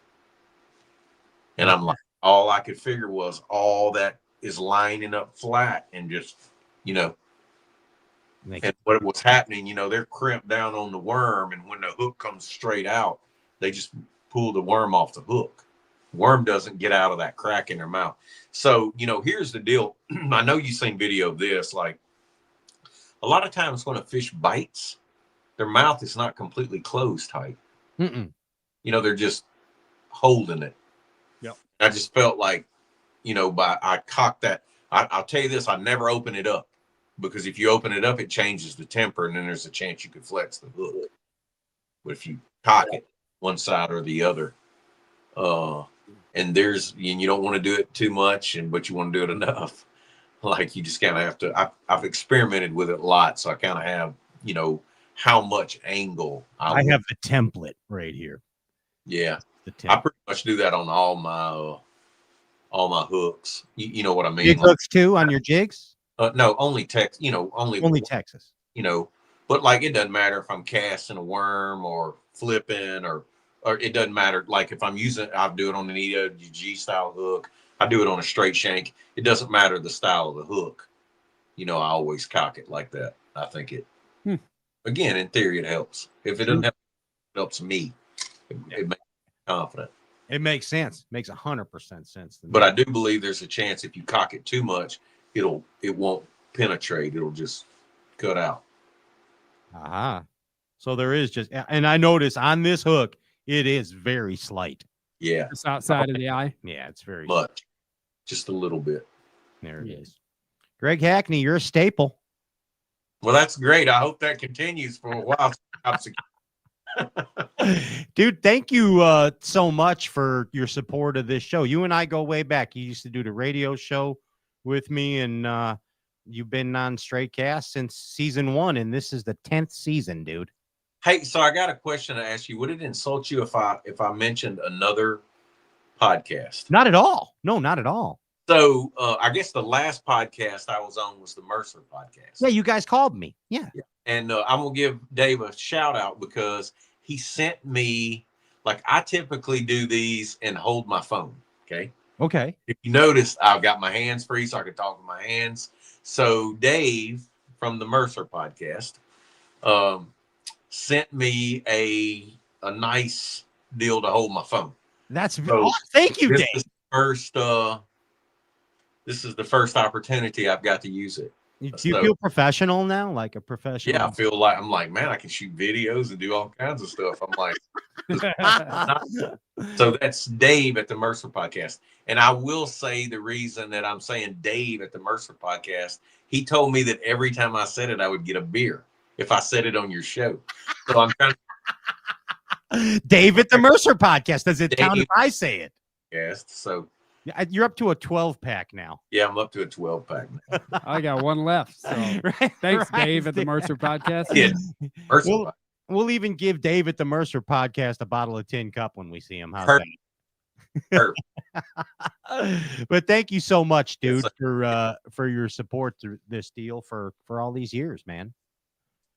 Yeah, I've enjoyed it. I'll be honest with you. I'm looking forward to another year. It's hard to believe if you ask me, has it been 25? I'd be like, no, it feels like it's been maybe 10 or 12. Means you're enjoying it, right? Right, I guess. It means you're enjoying it, man. There it is. Hey, all right, let's give away a couple things before we get out of there. Andy, can you send Greg the winner for the Greg Hackney pack? And I'll do the Tin Cup, and then Ryan, you got the tight. You can do the tightrope. What do you think about that? Sounds good. Good to go. All right, you got it, Craig. So this is any item from your arsenal. You can even give it to me when you see me, and I'll send it out to the Bass Galaxy. But it's something from your personal treasures. Okay. You have any idea what it might be? So it's just anything that I pick. It could be anything. Anything from your tackle, from your house, from your garage, from your kitchen, From your bilge. from your bilge pump, from your bathroom, whatever. Refrigerator? Well, how about I just put together like a care package? A Greg Hackney Hack Attack care package. Yeah. There it is. A couple 100 pounds of plastics, no problem. Yeah. Plastics. It's a couple tournaments worth, you know. Perfectly bent hooks. There it is. You got a winner? I got. Would you like me to tell who the winner is? I would like you to announce the winner of the Greg Hackney Hack Attack pack.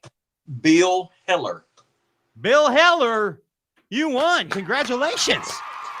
There it is. So how do you want to handle it, Greg? You want to send it out, or you want to give it to me? I'll give it to you at the first event. There it is. So, and then we'll send it out to Bill Heller. So, Bill, just DM Rock and Show Fantasy your address, and we'll get you that good stuff out. Congratulations, long-time listener, first-time winner. There it is. Yeah. Hey, your Bill Heller says, woohoo! I see him right there. Excellent. Hey, we got big sports show stuff this weekend. We're going to Zona's there tomorrow in Chicago. Nice. How's the? It's horrible, man. It's cold, and It got up to 20 today. it did get up to 20. It's been 1. Yeah, it's Nice. It's not flipping stick weather. Well, it is. It's straight through that hole. Yeah, straight there. Yes. Yeah. I remember season 1 of Straycast that you said someday you would like to catch a great white shark on a flipping stick. Yeah. So since that period of time, I've had some opportunities to do some saltwater fishing, and the flipping sticks are kind of a no-go in the saltwater world. That'll wear you out. Yeah, it's like a 2-pound fish in the saltwater world will break a flipping stick. It's pretty insane, the difference. Like if you you think about a 5-pound bass, that's a good fight. Anything that weighs 5 pounds in saltwater would drown a largemouth bass or a smallmouth bass. Like, it's incredible the strength of the fish in saltwater. I'm not sure what the reasoning for that is, but they are much stronger than freshwater fish. Yeah, 5-pound permit or something. Yeah. Just destroy it. Yeah. Unreal. They're wild. When you leaving, Greg? When you head out? Oh, it's about 2 weeks, right? Yeah. Yeah. Coming up Yeah. around again. Feb 20. Feb 20, the big day. Hey, Greg, thanks again. And best of luck to you. Yep. Thank you. 25. Win some derbs on both tours, just like the old days. Yeah, we will be giving it hell anyway. Hell yeah, man. There it is. Give it up, Bass Galaxy. The one and only staple of the Bass Galaxy, Mr. Greg Hackney. Thanks, bud. See you in Florida. Thank you, Greg. Peace. There's Hackney. Here we go. The boom, Ryan. What do we got left? I am giving away a tin cup pack. Let's see. I have a winner right here. Wait. I just escaped. Here. The winner of the Tin Cup Whiskey Fun Box to the Door is Mr. Michael Shuttle. Michael Shuttle. Congratulations. Direct message. KR Ewing, Rock and Show Fantasy, with the Tin Cup Whiskey right to the door. There it is. And Ryan Whitaker, Yes. you have the tightrope pack. And we qualified this as they have picked up at the Schaumburg Fishing Show, the Chicagoland Fishing Expo, correct? That's what we're doing? They have to pick it up from you. The jigs will be there. Tony Bailey. Tony Bailey. Heck Congratulations, Tony. yeah. You won. Come to booth 414 at the Chicagoland Fishing Expo, and we'll have a pack of jigs for you. Here it is. Go see Ryan. Maybe a spinner JP bait. High. Go see the Big Bass Dreams guys. Yeah. There it is. Oliver and Riley are over there. Go see Olden Outdoors. Yep. Go see Mad Science Print Lab. Yeah, everybody. It's a dang good time for the whole family. All in aisle Fort Hornet. And Ryan, you 400. have seminars every day. Seminars every day. And I'm there Friday, Saturday, Sunday. And you got 3 of them. Boom. Hey, Ryan's been another amazing episode. Great cast. That was great. I love Greg Hackney. Dude, everything He's he awesome. says is just, I don't know. Hang on. Just Hang a on. solid dude. So next week is Andy, what happened to our cameo guy? Where was he? He's probably doing cameos. Lost in Vegas, man. Is he still in Vegas? Yeah. Somewhere. Unreal. He's on that carousel from yeah. that psychedelic movie. Next week is the debut of Watson's Worldwide Wisdom, his whole segment. Ryan, I think we have a local mallet. Oh, next week, local mallet. Next week. And All right. a TBD. and a mystery guest who I think you may enjoy. It's right there. As season 10 rambles on. All right. The glorified version of a bass fishing talk show. I'm your host, Pat Renwick. That's Ryan Popcorn Whitaker, J.R. Ewing, working the chat board. And of course, this is an Andrew Ellenberger Ginger Ninja production. We'll see you, Chicagoland, all weekend in Schaumburg. Peace. Peace. I bid you. Pull the power poles up. Pull them up.